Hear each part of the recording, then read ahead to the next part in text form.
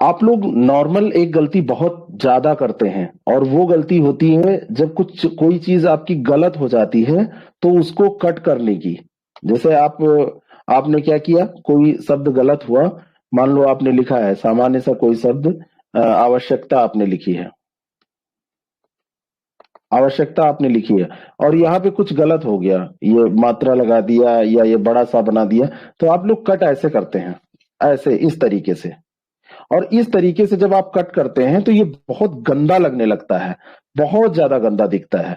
आप जब ऐसे मान लो कुछ कट भी करना पड़ रहा है, मान लीजिए कि आपने लिखा रमेश, और आपको कट करना पड़ रहा है, मजबूरी है आपके सामने, तो आप एक बार इसको बस ऐसे कट कर दीजिए, है ना। और इसके ऊपर अगर आपने लिखा है तो हंसपद ये लगाइए, और यहाँ पे लिख दीजिए कि ये रमेश गलत था, हमने फिर से रमेश यहाँ पर मान लीजिए कि ये ऐसे लिख दिया था, तो आपने सही इसको लिख दिया। एक बार ऐसे कट करिए, घूंचिए मत।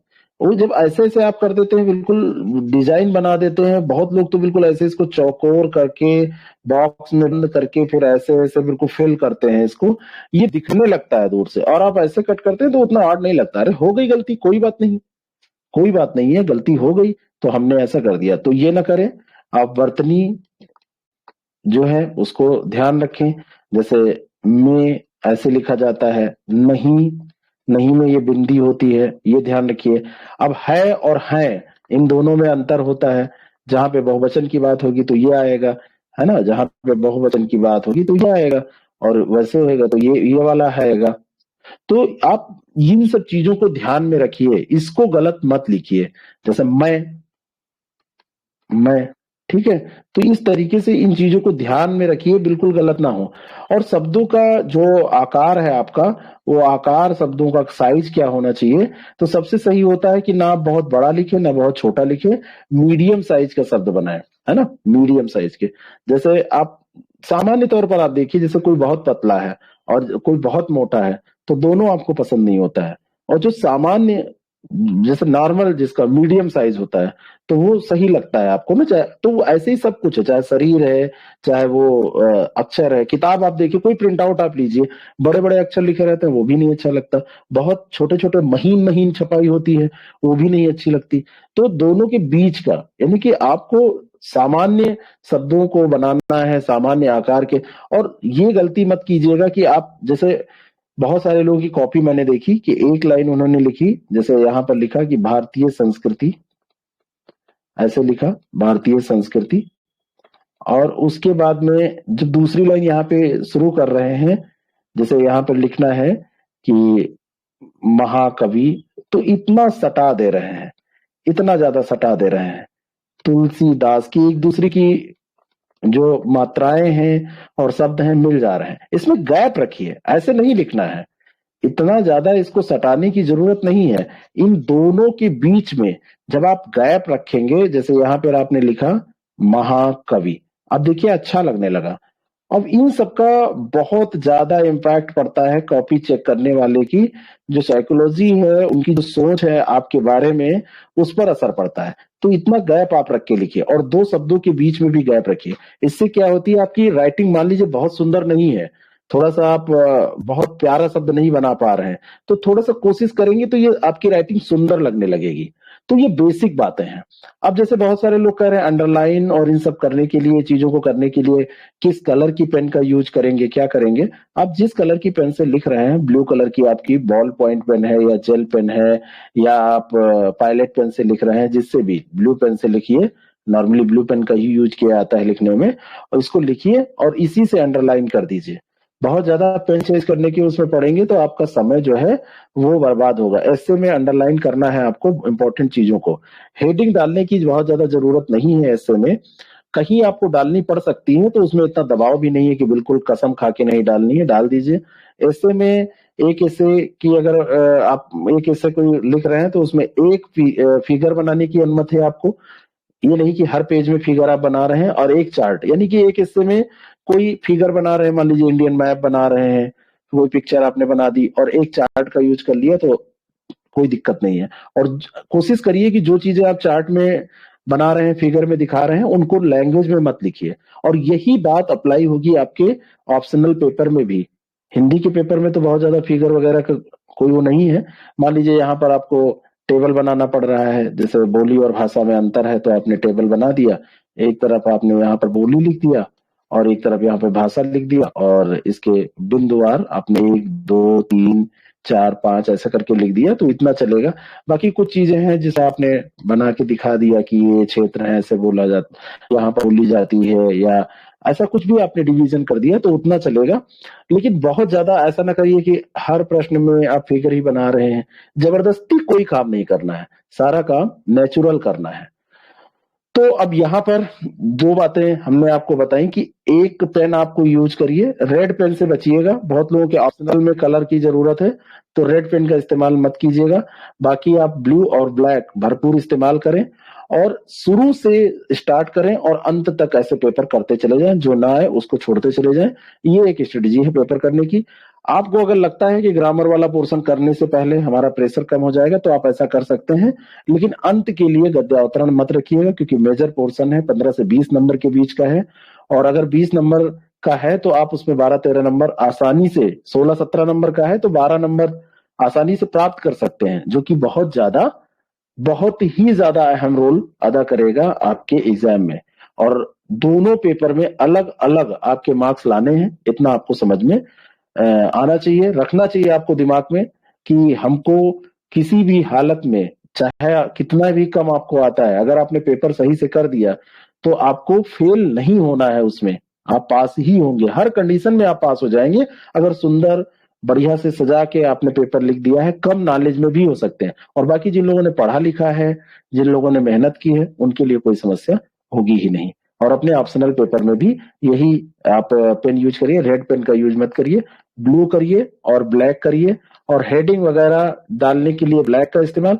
हाँ, स्केच पेन मैं चाहता हूं कि स्केच पेन आप लोग लेके जाएं और ब्लैक कलर या ब्राउन कलर का स्केच पेन आप ले जाइए और उसको यूज करिए। जैसे आपने लिखा, निबंध का टॉपिक चुना तो निबंध की हेडिंग आपने उसमें डाल दी। मान लीजिए कोविड पे आप लिख रहे हैं तो कोरोना, या कोविड पे जैसे भी आप लिख रहे हैं तो कोरोना लिख के ये आपने अंडरलाइन कर दिया, है ना।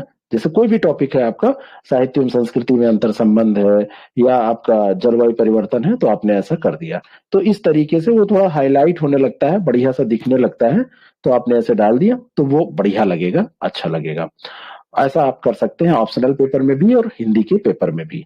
तो ये काम करिएगा। स्केल जरूर लेके जाइएगा। स्केल इसलिए जरूरी है कि जो ये आप लाइन खींच रहे हैं, यहाँ पर ये कोई भी चीज ड्रा कर रहे हैं, तो ये हाथ से करेंगे तो टेढ़ी हो जाएगी। बहुत सारे लोग जो है सीधी लाइंस भी खींच लेते हैं, लेकिन स्केल लेके जाइए और फटाफट उसको खींचिए, जिससे कि टेढ़ी ना हो ज्यादा, और राइटिंग बार बार मतलब ना करना पड़े, बार बार खींचना ना पड़े, गंदा ना लगे।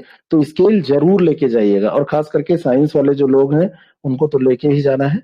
एक कंफ्यूजन लोगों को है, जिन लोगों का ऐसा सब्जेक्ट है जहाँ पे कैलकुलेटर की जरूरत होती है, तो एडमिट कार्ड में कहीं मेंशन नहीं है, लेकिन बहुत सारी परीक्षाओं में, खास करके यूपीएससी में साइंटिफिक कैलकुलेटर अलाउ होता है।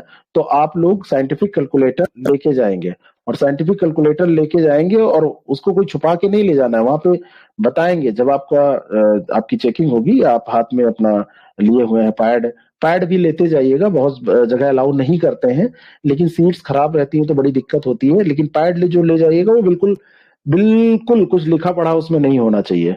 अगर आप ऐसे लिखने में असुविधा महसूस करते हैं तो पैड रहता है, तो अपने हिसाब से कॉपी सेट करके लिखते हैं। लेकिन पैड बिल्कुल बिल्कुल क्लीन होना चाहिए, साफ सुथरा होना चाहिए, कुछ उस पर लिखा ना हो। कई बार लिखा रहता है तो उससे समस्या है। और उसमें पैड में सबसे बढ़िया है कि आप वो जो दफ्ती वाला पैड आता है ना, वो ले जाइए। बाकी वैसे पैड में कागज वगैरह लगा रहता है तो कई बार उसको मना कर देते हैं ये लोग कि इसके अंदर कुछ आपने रखा होगा। और ये जब साइंटिफिक कैलकुलेटर आप ले जाएंगे, और बाय द वे अलाउ नहीं है तो वो लोग रखवा लेंगे, जमा कर दीजिएगा। लेकिन ज्यादा उम्मीद है 90%, 99.9% आप मान के चलिए कि ये अलाउ कर देंगे, क्योंकि बहुत सारी परीक्षाओं में होता है और वो जरूरत है ऐसा, क्योंकि बड़े बड़े कैलकुलेशन है, आप ऐसे नहीं कर पाएंगे, तो इसको लेके जाइएगा। तो स्केल ले जाना है, और कोई जिस पेन से आप लिख रहे हैं, लिखना चाह रहे हैं या लिखने वाले हैं, वो पेन एग्जाम वाले दिन मत खरीदिए, कल हर हालत में खरीद लीजिएगा। और कम से कम 2 सेट तो होना ही चाहिए, एक पेन के 2 पीस होने चाहिए, ब्लैक के भी और ब्लू के भी। और इवन मैं ये कहूंगा कि ब्लैक के चाहे 2 ही लीजिए, ब्लू वाले 3 ले लीजिएगा। रिफिल मत लेके जाइएगा कि वहां रिफिल चेंज करेंगे, ये करेंगे। रिफिल और पेन जो होते हैं उनमें दोनों में अंतर होता है। उसके चलने में जो रिफिल होती है उसकी क्वालिटी थोड़ी सी डाउन होती है। तो जहां सब आपने किया है तो जो भी 10-50 रुपए की आपको आपकी पेन है उसको 2 पीस तो कम से कम खरीद ही लीजिए। एक बाकी आप रिफिल या जैसे भी जो भी आप करना है, पायलट पेन है तो उसमें 2 पेन आप ले जाइए तो पूरा पेपर हो जाएगा, इतना लंबा नहीं है। आप लेके जाएगा। जेल पेन से जो लोग लिखने वाले हैं वो पेन ज्यादा खर्च होती है, तो उसको 2-3 रिफिल आप एक्स्ट्रा 2 रख लीजिए। और 2 पेन, 2 पेन इसलिए बाई द वे पेन टूट गई या बाई द वे कुछ उसमें प्रॉब्लम आ गई तो वहां पे दूसरों से मांगना ना पड़े, क्योंकि आपकी पेन है, आप उससे लिख रहे हैं, दूसरा कौन सा पेन कोई लेके आया है, तो ये समस्या ना हो। तो इस तरीके से आप इसको करेंगे। और ऑप्शनल पेपर में आप अपने, जैसे मैंने बताया था कि जो लॉन्ग क्वेश्चंस हैं उसमें सब में 10-10 शब्द बचाते चलेंगे, और जिससे कि लास्ट तक आते आते आपके जो प्रश्न है वो छूटे ना, समय आपके पास पर्याप्त रहे। और लॉन्ग क्वेश्चन में फिगर वगैरह का उपयोग ज्यादा कीजिएगा। जो शॉर्ट क्वेश्चन है छोटे वाले, उसमें फिगर बनाने का चांसेस, जो गुंजाइश है वो कम रहती है, तो उसमें अवसर आपको नहीं मिलेगा। लेकिन जो लॉन्ग है और जो शॉर्ट है, कहीं कहीं शॉर्ट में भी, लेकिन जो वेरी शॉर्ट है, वेरी शॉर्ट में आपको नहीं मिलेगा। तो ये ध्यान रख के आप अपना पेपर करें। अब बारी आती है निबंध की। निबंध के बारे में थोड़ा सा 5 मिनट में बात कर लूं, फिर आप लोग फटाफट कुछ क्वेश्चन पूछेंगे और फिर हो जाएगा। निबंध, जैसे आपने पहले ही कहा कि बहुत सारे लोग हैं जिनको ये घबराहट है कि बाई द वे 6 टॉपिक पूछे जाए। हाँ, 6 टॉपिक आपसे पूछे जाएंगे, उनमें से एक को निबंध लिखना है, 1000 शब्दों में लिखना है। 1000 शब्द का मतलब है कि 5% कम ज्यादा आपका हो सकता है, ज्यादा लिखने की कोई जरूरत नहीं है। 5% अगर कम रह जाता है तब भी कोई दिक्कत नहीं है, यानी कि 50 शब्द कम ही रह जाएगा। अगर आपने बात पूरी कर ली है तो कोई दिक्कत नहीं है। अब लोगों की जो चिंता है वो इस बात को लेके है कि अगर हमने निबंध वहां पे देखा और 6 के 6 टॉपिक हमको नहीं आते हैं, तब हम क्या करेंगे? आपको मैं बताना चाहता हूं कि ऐसा कोई भी इंसान नहीं होगा जिसको उन 6 में से एक टॉपिक, 2 टॉपिक ना आते हो। बिल्कुल मुझे यकीन है। और खास करके जिन लोगों ने कुछ 2-4-10 टॉपिक पढ़ लिए हैं, उनको तो ये दिक्कत होने ही वाली नहीं है। निबंध के इंपॉर्टेंट टॉपिक क्या है ये मैं बता दे रहा हूँ। आज के टेस्ट पेपर में मैंने जो 6 टॉपिक दिए हैं, वो 6 टॉपिक बहुत ज्यादा इंपॉर्टेंट है निबंध के। 6 के 6 टॉपिक वो बहुत ज्यादा इंपॉर्टेंट है। जो 6 टॉपिक दिए हैं उनमें कौन कौन से टॉपिक हैं ये भी मैं आपको बताना चाह रहा हूँ। इसको मैं ओपन कर लेता हूँ और आप इसको देखिए। ये 6 टॉपिक में से मान लो यही टॉपिक 6 आ जाए, तो आप कोशिश करो और इसमें प्रयास करके देखो कि कौन सा टॉपिक है जिसपे आप कंफर्ट फील कर रहे हैं, कौन सा टॉपिक है जिसपे आप लिख सकते हैं। और अगर आपको लग रहा है कि यहाँ लिख पा रहे हैं, तो वहां भी आप निश्चित तौर पर लिख पाएंगे, इसमें कोई दो राय नहीं है। बिल्कुल निश्चित तौर पर आप उसमें लिख पाएंगे। वो टॉपिक अभी खुला जा रहा है, मैं आपको बताया दे रहा हूँ। लेकिन जैसे बहुत बार होता क्या है, हम घबरा जाते हैं। हमने टॉपिक देखा और हम घबरा गए। जैसे ये 6 टॉपिक हमने यहाँ पर दिए हैं। साहित्य समाज का दर्पण है। स्क्रीन शेयर हो रही है? शेयर हो रही होगी। साहित्य समाज का दर्पण है।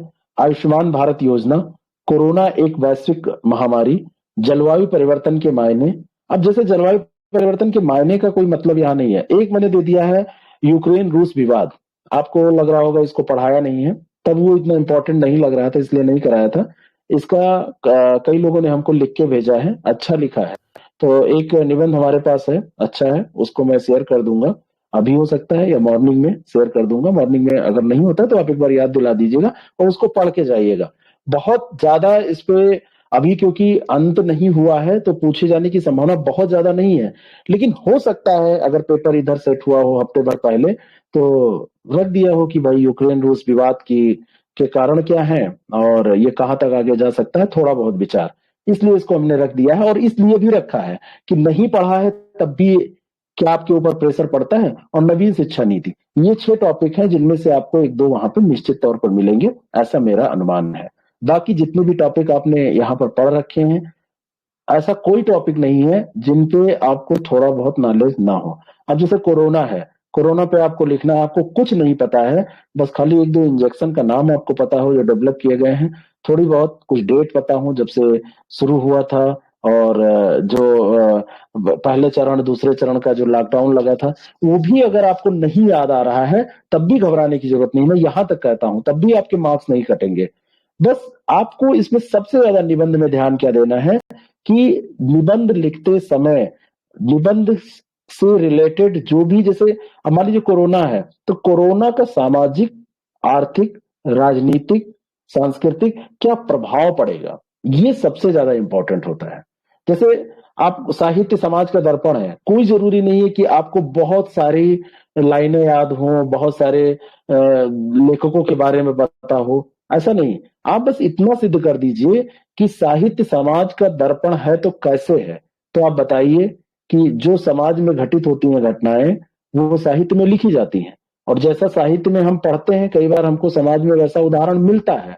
तो ये दोनों एक दूसरे से अंतर संबंधित है। तो चाहे अंतर संबंधन पूछा जाए, चाहे दर्पण पूछा जाए, जैसे फिल्में जो बनती हैं उन फिल्मों में आप अपनी कहानी पा लेते हैं, प्राप्त करते हैं।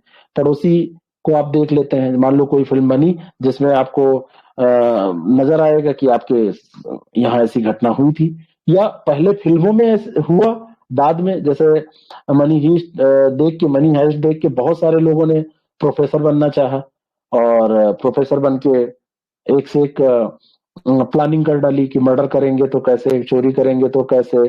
मतलब प्रोफेसर जो उसका किरदार है, मनी हाइस्ट जो है, ये नेटफ्लिक्स पे है ये वेब सीरीज, तो आप उसमें देखेंगे कि प्रोफेसर जो है वो जो भी घटनाएं होती हैं उनको एक तो उस समय के लिए तैयार करता है कि ऐसा होगा तो ऐसा होगा, फिर ऐसे भी तैयार कर लेता है कि ऐसा नहीं होगा तो क्या होगा, मतलब ऐसा होगा तो हम ऐसा करेंगे, और ऐसा नहीं होगा तो हम क्या करेंगे, योजना सफल हुई तो क्या करेंगे, योजना फेल हो गई तो क्या करेंगे। तो वो इतना सोच लेता है, ऐसी प्लानिंग कर लेता है।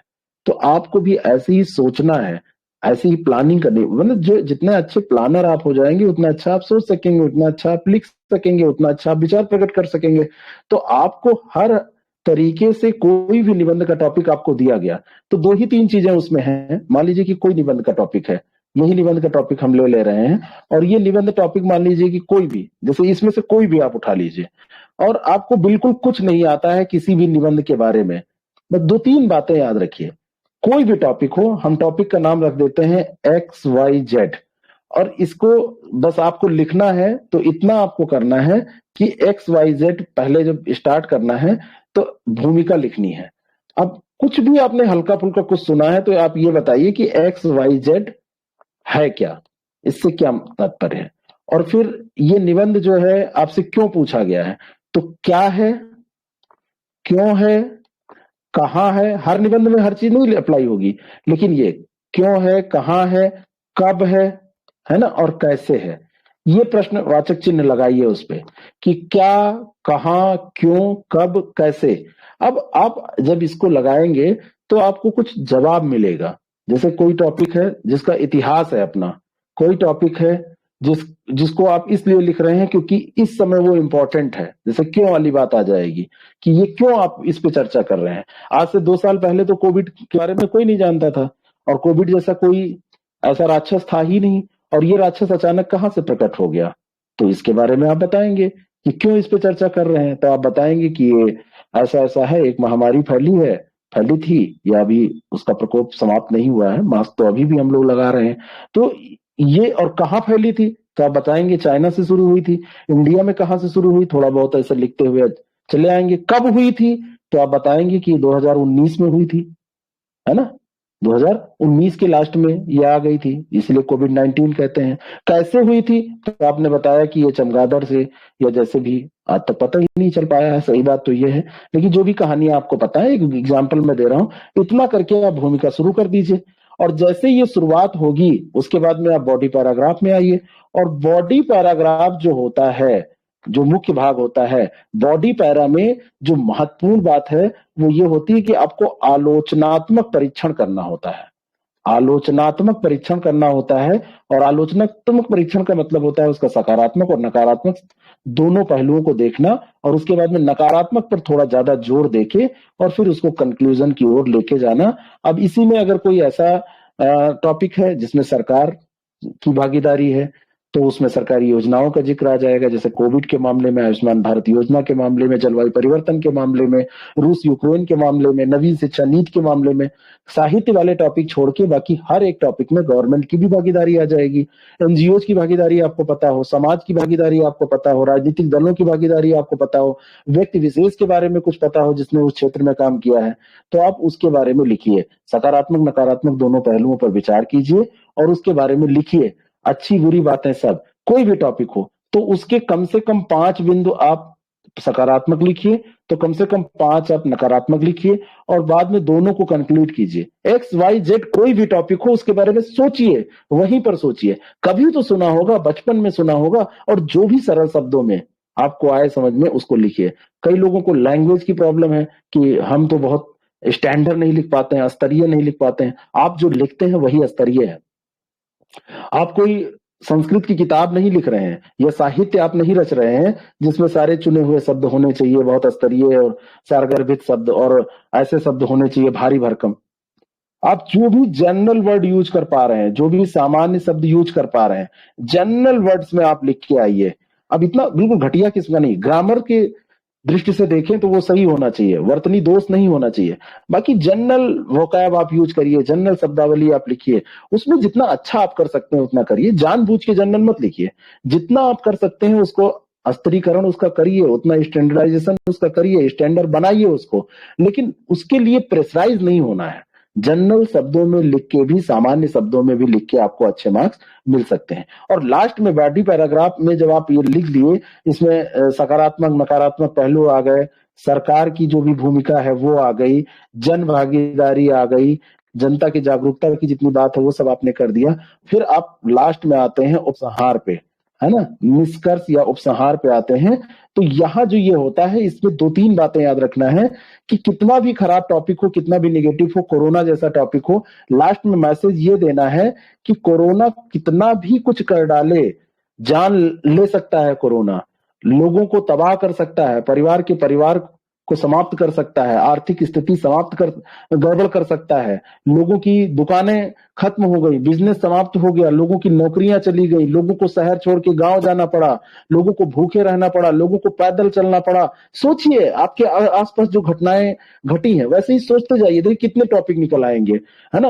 वही उसी में मानवता का भी परीक्षण हुआ, लोगों ने दूसरों की कितनी मदद की, बहुत सारे लोग खाना बनवा के लोगों को बांट रहे थे, बहुत सारे लोग पानी बांट रहे थे, बहुत सारे लोग लिफ्ट दे रहे थे, ये सारी घटनाएं आपको याद हैं। तो और उसके बाद में जब लॉकडाउन लगा, इसका ये भी तो आप देखेंगे कि इसका प्रभाव क्या पड़ा, इसका इम्पैक्ट की बात जरूर करेंगे, इसके इम्पैक्ट की बात आप जरूर करेंगे। और जब आप देखेंगे कि इसका प्रभाव क्या पड़ा, तो कोरोना ने बहुत कुछ हमको सिखाया भी, कोरोना ने कम संसाधन में रहना हमको सिखाया। तो ये सकारात्मक बातों में ही आप लिखेंगे। नकारात्मक इसका रहा कि बहुत सारे घर बिछड़ गए, बर्बाद हो गए, बहुत सारे लोगों की आर्थिक स्थिति खराब हो गई, बहुत सारे बच्चों ने अपने माँ बाप खो दिए, बहुत लोगों ने अपने माता पिता खो दिए, और बच्चे खो दिए। जैसे भी आपने लिखा, तो सकारात्मक नकारात्मक में फिर दोनों में आपको अच्छाई बुराई में आपको ये लिखना है स्पष्ट तौर पे कि जैसे अच्छाई क्या है, कोरोना में भी अच्छाई है, कम संसाधन में हम कैसे 2-2 3-3 महीने हम घर में बंद रहे, कोई बाहर नहीं निकलता था, बाहर निकलता तो पुलिस चालान करती थी, कोई काम नहीं लगता था। और आप देखेंगे उस समय बीमारी कम होती थी, लोग बीमार ही नहीं पड़ रहे हैं, डॉक्टर के पास जाना ही नहीं पड़ रहा था। और जैसे कोरोना सही हुआ तो हम बिल्कुल इंतजार कर रहे थे, गाड़ी बिल्कुल स्टार्ट की, एक्सेलरेट कर रहे थे, और तुरंत हम बाहर निकले। इतनी भीड़ लगने लगी थी उस समय जब लॉकडाउन समाप्त हुआ था, तो लग रहा था कि बाहर से कहीं इंसानों को आयातित किया गया है इस शहर में, जो जहां है हर शहर की यही दशा थी। तो हम कम संसाधन में भी रह सकते हैं, कोई जरूरी नहीं कि रोज सब्जी लेने जाएं, कोई जरूरी नहीं है कि हम रोज मार्केट जाएं। हमने फिल्में नहीं देखी साल भर, हॉल सारे बंद रहे, तो हमारा काम नहीं चला क्या? हम टहलने घूमने नहीं गए, केरला नहीं गए, शिमला नहीं गए, ऊटी नहीं गए, है ना, ऐसे मलेशिया नहीं गए, तो हमारा काम नहीं चला क्या? हमारा जीवन बर्बाद हो गया? रह सकते हैं, लेकिन हम क्या करते हैं, हम प्रकृति का हर तरीके से नुकसान करते हैं, दोहन करते हैं, दबाव बनाते हैं, संसाधनों का दुरुपयोग करते हैं, और वही कारण होता है जलवायु परिवर्तन। जैसी विभीषिका से भी जलवायु में परिवर्तन हो रहा है, उस समस्या से भी हम जूझ रहे हैं। और इंसान मतलब चाहे तो कम में काम चला सकता है, लेकिन हमारी सुख सुविधाएं जुटाने की लालच, हमारी जो इच्छा है वो हमेशा क्या है कि हम सामान्य स्थितियों में रहना ही नहीं चाहते। हम तो हर तरीके से इकट्ठा करना चाहते हैं। सामान्य जीवन हमको नहीं पसंद है, किसी को भी नहीं पसंद है। हमको मतलब हम सभी की बात कर रहे हैं। तो ऐसे सोचिए कि कोरोना ने हमको दिया क्या, बहुत बड़ा मैसेज दिया, तो ये सकारात्मक बात निकल आई। लेकिन कोरोना ने जितनी तबाही मचाई, तो उससे भी हमको नहीं हारना है। हमने निबंध का अंत कैसे किया था कि ये दानव कितना भी तबाही मचा ले, लेकिन मानवता को कभी नहीं हरा सकता है। मानवता जिंदा है तो ये सृष्टि, ये जो पूरा जगत है, ये जो मानव हम लोग हैं, इनको कभी ये हरा नहीं सकता। और ऐसी महामारियां आती रहेंगी, आएंगी, लोग मरेंगे, नष्ट होंगे, लेकिन एक सभ्यता, संस्कृति, सबको समाप्त करने की जो सोच रहा है, ये हम नहीं होने देंगे, क्योंकि उसके उपाय भी हमने खोजे। टीके बनाए, लॉकडाउन लगाया, बहुत सारे उपाय हमने, मास्क पहना, हम सैनिटाइजर के बारे में कभी हमने सुना नहीं था, तो सैनिटाइजर का हम डेली उपयोग करने लगे, हाथ बार बार धुलने लगे। तो इस तरीके से कोई भी टॉपिक हो, XYZ ABC, कोई भी टॉपिक हो, आप उसमें सोचिए उसके बारे में। बचपन से अभी तक आपने क्या पढ़ा है, क्या न्यूज़पेपर में आपने क्या पढ़ा है, आपने कहीं टीवी में क्या सुना है, किसी से बात करते कुछ सुना है, आप क्या सोचते हैं उसके बारे में, यही सब करके आप लिखिए। और इन टॉपिक्स को थोड़ा सा देख के जाइएगा। ये यूक्रेन वाला भी मैं कल शेयर कर दूंगा, उसको एक बार पढ़ लीजिएगा। बाकी न्यूज में आप सब पढ़ते ही रहते हैं, तो ये आपकी समस्या का समाधान यहाँ पर हो जाएगा। तो ये ओवरऑल जो मुझे लगता था, एक जो समराइज हमको करना था, वो हमने किया। अब आप लोग जो है हमसे प्रश्न जो चाहे वो पूछ लें, या जो बातें हो सकता है मुझसे बच गई हो कहने से, करने से, तो उसको भी आप पूछ सकते हैं। सर एक समस्या है मेरी। जी सर ऑप्शनल सब्जेक्ट को लेकर के है ये सर, उसमें ये लिखा है कि एडमिट कार्ड में कि भाषा का उत्तर भाषा में ही देना आवश्यक है। तो जैसे सर मेरा संस्कृत सब्जेक्ट है, तो संस्कृत में ही देना अनिवार्य है क्या, क्योंकि हमारा माध्यम हिंदी रहा है और हिंदी में ही नहीं, तैयारी की है। संस्कृत के पेपर में जहां तक मुझे पता है, संस्कृत के पेपर में जो जैसे कुछ क्वेश्चंस होते हैं उसमें लिखा रहेगा, आपको निर्देश दिया रहेगा, एक दो प्रश्न आपसे ऐसे पूछे जाएंगे जिनका उत्तर आपको संस्कृत में ही देना होगा।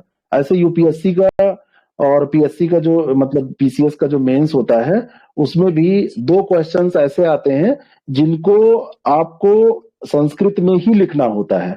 बाकी बाकी जो क्वेश्चन है, जैसे 3 और करने होते हैं, 3 का आप चाहे संस्कृत में लिखिए और चाहे वो हिंदी में आप लिखिए, वो आपको छूट होती है। लेकिन कुछ 2 क्वेश्चन, या इसमें कितना पूछता है, 1-2 या क्या पूछता है, अभी तो कभी पेपर का ऐसा रहा नहीं है, मॉडल कोई है नहीं हमारे पास, तो उसका उत्तर आपको उसी में देना होगा। तो ध्यान रखिएगा, जहां पे निर्देश दिया हो कि इसको हर हाल में संस्कृत में लिखना है, तो आप संस्कृत में लिखिएगा। बाकी जो आपका बचेगा, जहां पे आपके पास ऑप्शंस है, चाहे संस्कृत में लिखना चाहे हिंदी में लिखना, तो उसको आप जिसमें कंफर्ट फील कीजिएगा उसमें लिखिएगा। ऐसा ही भाषा वाले पेपर में संस्कृत में ऐसा है। जी सर। देख लीजिएगा, इंस्ट्रक्शन ध्यान से पढ़ लिया। और कोई भी पेपर आप देने जाइए, सारे लोगों के लिए ये बहुत जरूरी होता है कि इंस्ट्रक्शन बहुत ध्यान से पढ़ लें। कई बार बहुत छोटी छोटी चीजें उसमें लिखी रहती हैं और वो आप जान नहीं पाते हैं, पेपर करके चले आते हैं और उससे बहुत बड़ा नुकसान हो जाता है। वो अगर आप पढ़ लेते तो ध्यान दे सकते थे, लेकिन आपने नहीं पढ़ा तो ध्यान नहीं दिया। ठीक है, नमस्ते सर। नमस्कार सर एक जानकारी ये चाहिए थी हमको जी। जैसे सर एसए का पेपर कर रहे हैं अगर हम, हाँ, सपोज दैट सर पूरा कंप्लीट नहीं हुआ और टाइम कम होने वाला, तो सर उसी पे हमको बाइंड अप करना चाहिए या फिर जितना हम खींच सकते हैं वो करें, मतलब कंक्लूड उसी पे करें? बहुत बढ़िया प्रश्न है ये। खैर, मेरा मानना है कि आपको ऐसा कभी भी फेस नहीं करना पड़ेगा, लेकिन होता है ऐसा, खूब होता है, खूब ज्यादा ऐसा होता है। आप देखिए, सबसे पहले मैं इसीलिए बार बार कहता हूं कि जब ऐसे आप लिखने चलिए, तो सबसे पहले आप एक स्ट्रक्चर बना लीजिए, एक स्ट्रक्चर ड्रॉ कर लीजिए कि आपको क्या क्या लिखना है। जैसे आपने भूमिका, जैसे ऐसे लिखने आप जा रहे हैं, आपके पास 55 मिनट बचा है, आपने पेपर समाप्त किया हिंदी वाला 1 घंटे 5 मिनट में, 55 मिनट आपके पास बचा है। 10 मिनट या 7-8 मिनट जो भी आपको लगे, अभी इसमें से और खर्च कर डालिए। और वो खर्च कहाँ करना है, आप एक पटक से स्ट्रक्चर बनाइए, फला टॉपिक, इसमें भूमिका, बॉडी पैराग्राफ और उपसंहार। भूमिका में हमको क्या क्या लिखना है, फटाफट दो चार बातें जो आपके दिमाग में आ रही है उनको नोट कर लीजिए। कोई जरूरी नहीं कि हूबहू आप ऐसे ही लिखेंगे, आप जब ऐसे लिखने चलेंगे तो हो सकता है कि इससे बेटर और दिमाग में आपके आइडियाज आ जाएं। बॉडी पैराग्राफ में आपको क्या क्या लिखना है, क्या कौन कौन बिंदु पे इसकी विशेषताएं बतानी है, कोई बात है, या इसके नकारात्मक पक्ष को, सकारात्मक नकारात्मक पक्ष, ये आपका स्ट्रक्चर चलता है। सकारात्मक पक्ष, नकारात्मक पक्ष, या विशेषताएं, या चुनौतियां, या बुराइयां, जैसे भी आप उसमें लिखेंगे, सामाजिक मुद्दा होगा तो बुराइयां भी आ जाएंगी। और उसके बाद में आप सरकारी योजनाएं, सरकार के प्रयास, जनता की भागीदारी, क्या कमियां हैं, क्या इसमें कुछ किया जा सकता है, ये सब वहां फटाफट नोट कर लीजिए। फिर आप लेके चलिए। अब देखिए, जो आपकी भूमिका है, भूमिका में 10 से 15% बातें लिखी जाती हैं, और भूमिका में आप ये जान लीजिए कि भूमिका ऐसी होनी चाहिए कि उसमें सारा झलक दिख जाए कि ऐसे जो आपका है उसमें आप पूरे ऐसे में कहना क्या चाहते हैं। तो शुरुआत से अंत तक की झलक उसमें होनी चाहिए। अब आपको ये मैं बता रहा हूं तो आपको लग रहा होगा ऐसे कैसे होगा, बड़ा कठिन काम है, झलक कैसे दिख जाएगी, ऐसा कैसे होगा, पूरा ऐसे हम वहां कैसे लिख सकते हैं।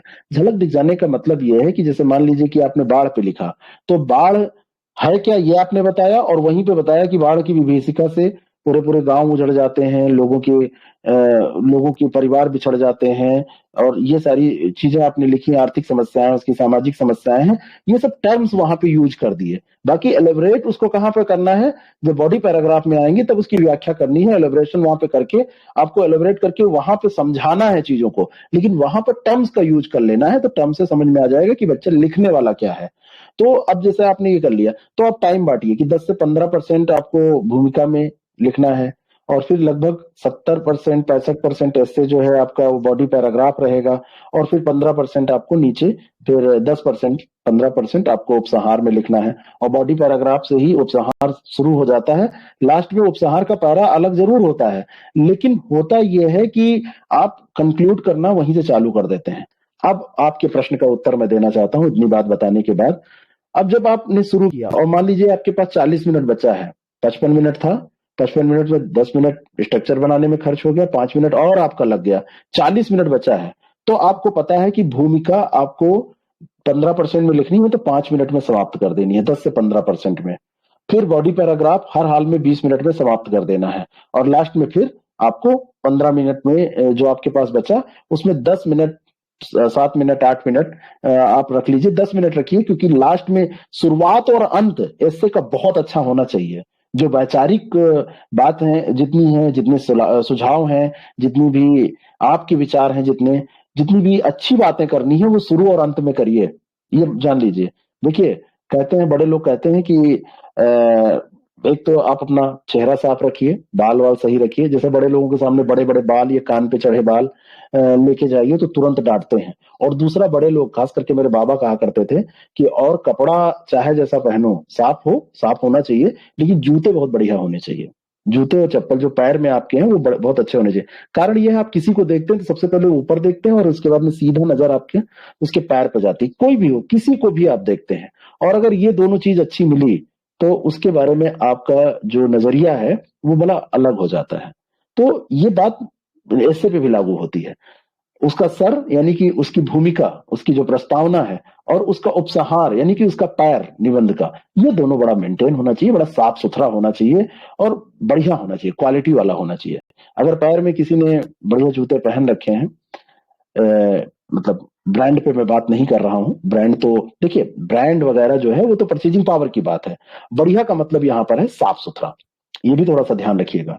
कतई ये मत समझिएगा कि बढ़िया का मतलब है कि एडिडास का जूता हो, नाइकी का जूता हो, है ना, और वो कुछ महंगा ही हो, वुडलैंड का हो, रेड चीफ का हो, बाकी कोई पहनेगा तो नहीं चलेगा। वो ब्रांड की बात अलग है। यहाँ पे बात है कि पॉलिश्ड होना चाहिए। यहाँ पे बात है, अगर आपने स्पोर्ट्स शूज पहन रखा है तो वो साफ सुथरा होना चाहिए। तो आपका ऐसे भी ऐसा होना चाहिए। मेरे भाव को समझिएगा यहाँ पे। तो साफ सुथरा अगर आपने लिखा है तो उसके लिए टाइम भी आपको निश्चित करना पड़ेगा।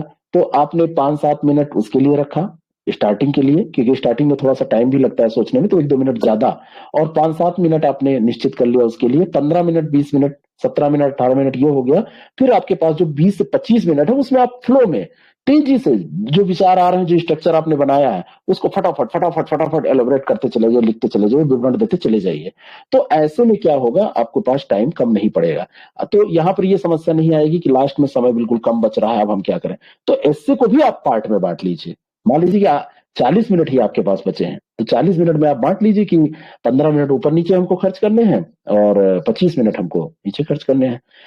लेकिन फिर भी आपकी बात मैं कह रहा हूं कि अगर हो गया ऐसा करेंगे तो होगा नहीं, लेकिन ऐसा हो गया कि अब हाँ, कभी भी बिना घड़ी के पेपर देने मत जाइएगा। और बाई दी पे घड़ी वहां नहीं अलाउ करते हैं, वैसे कर देते हैं, वहां नहीं कर सकते हैं जहां पे एग्जामिनेशन हॉल जो है आपका रूम है, उसमें घड़ी लगी होती है। जैसे आयोग में आपका पड़ेगा, चाहे प्रयागराज में चाहे यहाँ पर आयोग में पड़ेगा, तो वहां पे बड़ी बड़ी घड़ियां लगी होती हैं, आपको टाइम देखने में कोई दिक्कत नहीं होती है। तो टाइम बिल्कुल आप देखते रहिए, इससे शुरू करिए। आपका वो पैराग्राफ कंप्लीट, मतलब वो कंप्लीट हुआ एक पोर्शन, तो आप देख लीजिए कितना बचा। अगर आपने समय उसमें ज्यादा लगाया तो तुरंत स्पीड अप करिए, तुरंत स्पीड बढ़ाइए अपनी और उसको कंप्लीट करिए। फिर आपको लगा कि इसीलिए 10 मिनट पहले बेल बजाई जाती है। अब 10 मिनट आपके पास बचा है और आप अभी बॉडी पैराग्राफ में ही हैं। अगर बॉडी पैराग्राफ में ही आप ऐसे को छोड़ देंगे तो समस्या ये होगी कि आप अपनी जो बात कहना चाह रहे थे वो पूरा वाइंड अप आप नहीं कर पाएंगे, वो समाप्त नहीं कर पाएंगे, तो भाव नहीं स्पष्ट होंगे।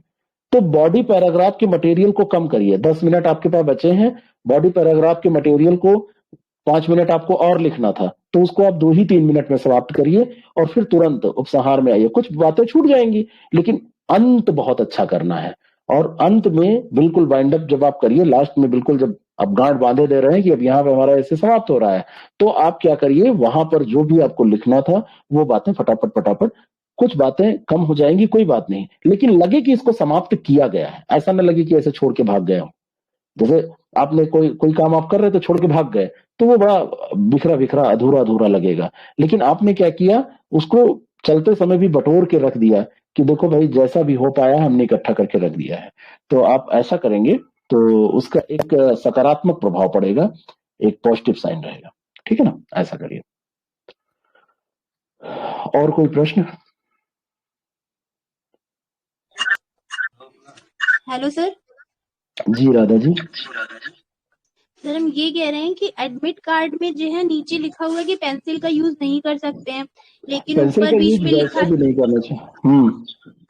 मतलब ऊपर लिखा है कि मैप बनाने के लिए आप कर सकते हैं। तो जैसे मेरा सब्जेक्ट बायो है, तो क्या मतलब पेंसिल से डायग्राम बना के थोड़ा सा कलर यूज कर सकते हैं? पेंसिल से डायग्राम बनाइए, कोई दिक्कत नहीं है। लेकिन मेरा कहने का मतलब है, अगर आप पास पेन है और पेन से उसको जैसे ड्रॉ कर लिया आपने और उसके बाद में पेन चढ़ा दीजिए उस पर, समझ रहे हैं। अगर ऐसा डायग्राम है जो पेंसिल से ही बनाया जाता है तभी उसमें अच्छा रहता है, तो आप पेंसिल से बना के उसको छोड़ दीजिए। लेकिन मेरा मानना है कि पेन से भी आप बनाए, पेन से बनाएंगे तो कोई अगर नुकसान नहीं हो रहा है तो वो ज्यादा सही है। एक तो साफ सुथरा दिखता है, पेंसिल थोड़ी हल्की होती है। मान लीजिए हल्की पेंसिल चली है, कुछ दिन कॉपी आपकी रखी रही तो वो थोड़ा सा और डल हो गया, मतलब एक बात बता रहा हूं, तो थोड़ा सा वो उतना अच्छा नहीं रहेगा। पेंसिल का उपयोग वैसे लिखने में नहीं करना है, लेकिन डायग्राम बनाने में, जैसे ज्योग्राफी किसी का सब्जेक्ट है, मैप उसको बनाना है, बायोलॉजी किसी का सब्जेक्ट है, तो आप करिए और उसको एक बार ड्रॉ करके और फिर पेन उस पर चला दीजिए। या अगर नहीं चलाना है, उसको पेंसिल के कलर का ही दिखाना है, तो वहां पे आप कुछ मत करिए, जहां पे कलर चेंज करना है वहां पे पेन चला दीजिए। ये सब बहुत छोटी छोटी बातें हैं जो कि आप स्वतंत्र हैं, लिखिए नहीं पेंसिल से, क्योंकि मिटाया जा सकता है ना पेंसिल को, और पेन से आप लिखते हैं तो मिटाया नहीं जा सकता। सर आपने बोला कि स्केच से आउटलाइन मतलब कर सकते हैं, लेकिन जो स्केच कर होता है वो सकता है, पीछे छप जाता है ना सर? छप जाता है, हल्का चलाइए। मैंने तो बोला कि आप कर सकते हैं, कोई जरूरी नहीं कि ऐसा करिए ही। जैसे आपने दबा के अगर स्केच पेन चला दिया तब तो वो छप जाएगा। स्केच पेन इसीलिए यूज नहीं की जाती है लिखने में, लेकिन कुछ एक हेडिंग कहीं पे आउटलाइन कर दिया, हल्के हल्के हाथ से चलाएंगे तो ठीक रहेगा। नया स्केच पेन होगा, पतला चलता है, तो हल्का सा चला दिया, दबा के नहीं लिखा। तो ये अनिवार्यता नहीं है, लेकिन मैंने कहा कि कहीं अगर ऐसा आपने कर दिया तो अच्छा लगेगा। जैसा आपको कंफर्ट फील हो वैसा करिए। स्केच पेन दबा के या थोड़ी देर रुक गया तब तो वो छेद कर देगा कॉपी में। वैसे वहां पे जो कॉपी मिलती है वो बहुत खराब पेपर नहीं होते हैं, नॉर्मल ठीक पेपर होते हैं, लेकिन स्केच पेन तो कहीं भी चलाया जाएगा, तो गीला होने के बाद वो थोड़ा सा पेपर को हल्का तो कर ही देता है। ठीक है ना सर? ये जो ऑप्शनल जैसे पीसीएस वाले में ऑप्शनल में प्रश्न दिए जाते थे तो विकल्प दे दिया जाता था ना कि 5 प्रश्न करने हैं। इस बार ऑप्शनल में सभी प्रश्न अनिवार्य रहेंगे। सभी प्रश्न रहेंगे, मेरे ख्याल से कोई विकल्प नहीं रहेगा, है ना, कोई विकल्प नहीं रहेगा, सभी प्रश्न अनिवार्य रहेंगे। अब इसमें सब्जेक्ट वाइज भी वैरी कर सकता है, और सब्जेक्ट वाइज वैरी ऐसा है कि मेंशन किया हुआ है क्या सर कि सारे प्रश्न अनिवार्य हैं? ऐसा पूछते हैं, ये नॉर्मली ऐसे एग्जाम्स में ऐसा पूछते हैं। मेंस में मेरा सब्जेक्ट संस्कृत है, मेंस में जो यूपीपीएससी के मेंस में है उसमें अथवा करके दिया हुआ है सब में, तो प्रश्न हल करने में कोई परेशानी होती, कोई तो आता ही है स्टूडेंट को। अब इसमें क्या कंपलसरी है सारे, तो बाई चांस नहीं आया तो छूट ही जाएगा। यहाँ भी ऐसा होगा, अगर ऐसा होता है तो यहाँ भी हो सकता है, लेकिन अभी आप क्या करिए, अभी आप जो है वो तैयार रहिए उसके लिए कि सारे प्रश्न अनिवार्य होंगे, और अगर ऐसा आता है तो आप उस हिसाब से कर दीजिएगा। लेकिन ज्यादा उम्मीद है कि ये जो इन्होंने स्ट्रक्चर बना के दिया है अपने पेपर का कि ऐसा ऐसा पूछा जाना है इतने प्रश्न, तो ये नॉर्मली ऑप्शन देंगे नहीं। लेकिन एक चीज हो सकता है कि वेरी शार्ट और शार्ट में ये ऑप्शन न दे। वेरी शार्ट में तो बिल्कुल नहीं देंगे, शार्ट में हो सकता है एक आध प्रश्न का कि 8 प्रश्न दे दें और कह दें 5 इसमें से लिखिए, और लॉन्ग वाले में ये 10 दे दें उसमें से, मतलब जो भी इनका पूछा जाना है उससे ज्यादा देके कर दें। लेकिन ऐसी उम्मीद कम रखिए, ज्यादा उम्मीद है कि ये सारा पूछेंगे, कि सारा सभी प्रश्न वो तो सर है, जैसे कि संधि है सर, तो संधि करने के लिए 10 दे दिया और कह दिया इसमें से 5 हल करिए। नहीं, हिंदी के पेपर में तो ऐसा नहीं आएगा। ये हम ऑप्शनल संस्कृत की बात कर रही हूँ, तो संस्कृत के अपने विषय की बात। अच्छा, आप अपने विषय की बात कर रहे हैं। हाँ, वो हो सकता है कि क्वेश्चन के अंदर उन्होंने कर दी, और ये हर सब्जेक्ट का थोड़ा थोड़ा वैरी भी करेगा, ये भी जान लीजिए। जैसे लिटरेचर के पेपर जो है, संस्कृत है, संस्कृत साहित्य है, हिंदी साहित्य है, इंग्लिश अंग्रेजी है, तो इसके पेपर और मैथ्स, फिजिक्स, केमिस्ट्री इनके पेपर होंगे। ऐसे ही अलग जो आर्ट साइड के और सब्जेक्ट हैं, इनके पेपर में इंटरनल कुछ वेरी कर सकता है, क्योंकि सर हमारा सिलेबस ना बहुत बहुत बहुत ही वाइड है, क्योंकि लौकिक साहित्य इतनी सारी बुक लगा रखी है, तो एक एक ऐसे श्लोक दे दिया तो काम खराब हो जाएगा पूरी तरह से। अब देखिए क्या करते हैं, कुछ ऑप्शन दे सकते हैं। एक्चुअली सबसे बड़ी समस्या है कि ये पेपर पहली बार हो रहा है, और पहली बार होने के कारण ना आपको कुछ पता है ना हमको भी, है ना। लेकिन मैं आपको यही कह रहा हूँ कि मेंटली तैयार रहिए कि ये सारा करना है आपको, और अगर ऑप्शन मिल गया तो मजेदार है ना, तब तो बल्ले बल्ले हो जाएंगे। लेकिन आप दिमाग में लेके जाइए। जी सर, ये पूछना था कि रफ स्पेस हिंदी और ऑप्शनल दोनों में मिलेगा, और मिलेगा तो कहाँ मिलेगा? पीछे पेज रहता है लास्ट में, जो आपकी QCOB होगी, क्वेश्चन कम आंसर बुकलेट, उसमें लास्ट में 2 पेज ये देते हैं, लास्ट वाला जो पन्ना होता है वो आगे अगर सब्जेक्ट है तो उसमें भी 2 ही पेज मिलेंगे रफ करने के लिए? नॉर्मली 2 ही देने चाहिए, अगर क्योंकि हर सब्जेक्ट का अलग अलग वो छपेगा, तो हो सकता है उसमें बढ़ा दें। नॉर्मली जो आर्ट के सब्जेक्ट हैं उसमें तो 2 ही देते हैं पेज, ज्यादा पेज ये देंगे नहीं रफ के लिए। हाँ, ये है कि आप रफ सीट के लिए अगर आपको जरूरत पड़ रही है तो आप डिमांड कर सकते हैं, ऐसा मुझे लगता है ना। मांगने पर दे देते हैं, मांगने पर वो दे देते हैं, है ना सर। जैसे कॉपी में सर साइड में जगह छोटी होती है ना सर कॉपी में, तो सर वो मैथ का पेपर है, उसमें कम से कम गंदगी फैलाइए, और अगर जरूरत पड़ती है, बिल्कुल काम नहीं चल पा रहा है तो आप करिए, नहीं तो हाशिए के इधर उधर तो नहीं लिखना चाहिए, उससे कॉपी गंदी दिखती है और एग्जामिनर को चेक करने में दिक्कत होती है। तो पहले तो लिखा ही रहता है कि इसमें मत कुछ लिखिए। हाँ, वो लिखा ही रहता है कि इसमें ना लिखें, स्पष्ट तौर पे लिखा रहता है, बिल्कुल सही कह रही हैं, उसमें लिखा रहता है कि मत लिखिए। तो ना लिखा रहता है तब तो वो काम तो बिल्कुल करना ही नहीं है ना। वो तो आपने पेपर करने से पहले ही नियम तोड़ दिया, तो वो नहीं करना। रफ को नॉर्मली रफ पे दे देते हैं। अब उसमें कभी कभी क्या होता है, जैसे आयोग में पेपर हुआ तब तो वो तुरंत दे देते हैं, लेकिन कभी कभी जैसे इधर उधर सेंटर जाता है किसी कॉलेज में, तो वहां पे वो लोग पता नहीं जानकारी का अभाव होता है या क्या होता है, वो कहते हैं बिल्कुल नहीं देंगे, हमको मिला ही नहीं है, ऐसा कुछ अलाउ नहीं किया गया। सोशल सब्जेक्ट में नहीं देते हैं, बाकी मैथ वैथ में स्पेशल सेंटर पे भेजा जाता है। हाँ ठीक है, ये ज्ञानेंद्र जी सही कह रहे हैं कि तो आपको मिल जाएगा उसमें, क्योंकि मैथ्स और फिजिक्स इसमें सब में लोग जान रहे हैं कि थोड़ा सा रफ की जरूरत ज्यादा है, तो आप बताइए कि हमारा सब्जेक्ट ये है, तो आपको मिल जाएगा, कोई दिक्कत नहीं है। और एक मैं आपको जुगाड़ बता रहा हूँ, जो मतलब ऐसे बताना नहीं चाहिए, लेकिन जैसे आप लोग जो एडमिट कार्ड अपना निकालिएगा तो आप लोग क्या करते हैं, एक पेज निकालते हैं। आप उसको क्या करिएगा, जितने मैक्सिमम पेज में जितना भी इंस्ट्रक्शन वगैरह सब निकाल लीजिएगा। आगे आप समझ गए ना? तो एक पेज तो आपका इम्पोर्टेंट एडमिट कार्ड हो जाएगा, और जो बाकी जो इंस्ट्रक्शन वाले पेज हैं उसमें वो एक तरफ ही निकालिएगा, एक तरफ सब सादा रहेगा, आगे डॉट डॉट डॉट आप समझ जाइए। ठीक है सर, लेकिन सर बहुत सेंटर में सर एक ही पेज ले जाने देते हैं सर, जिसमें फोटो वगैरह होती है। अरे नहीं नहीं, ऐसा कुछ नहीं है, ऐसा कुछ नहीं है, सब चला जाता है, सब चला जाता है। इतना कौन चेक करता है? इंस्ट्रक्शन लिखा है, हम ले जा रहे हैं, हमारा 4 पेज में निकला है 3 पेज में, तो हम क्या करें? वो तो सही है, लेकिन करते हैं वो बाद में कॉपी के साथ जमा करवा लेते हैं। कर दीजिए, आपके पास मोबाइल में रहेगा। क्या करेंगे एडमिट कार्ड लेके? ले जाओ। क्या करेंगे एडमिट कार्ड को लेके? क्या करेंगे? मोबाइल में रखे रहिएगा डाउनलोडेड, रिजल्ट ही तो देखना है बाद में, और क्या करना है उसका। ठीक है ना? तो 1-2 पेज तो ऐसे ही बढ़ जाए। पेंसिल से रफ करके उसको इरेज करके फिर से यूज कर ले। 2 घंटे के पेपर में आप वहाँ ये इरेजर और ये सब इस्तेमाल करने जाएंगी, सर इतना टाइम कहाँ मिलेगा? पेपर करेंगी, ये समस्या होगी ना। आपके पास टाइम वैसे भी कम रहेगा ना।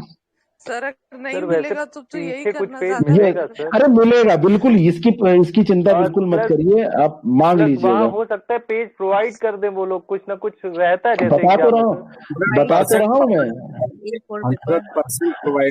100% प्रोवाइड कराएंगे, लेकिन बाय द वे नहीं कराते हैं, उसके लिए लोग पूछ रहे हैं। तो ये सब उपाय थोड़े बहुत रखिए और कोई दिक्कत नहीं होगी, ये सब मिल जाता है। और आप लोग जब वहां पे पेपर करेंगे ना, ये रफ ऑफ वाला ये जो कंसेप्ट है, ये सब घर पे काम करता है, वहां पे सब डायरेक्ट। हम लोगों से ज्यादा टेंशन आयोग को भी है। हाँ, बिल्कुल सही बात है।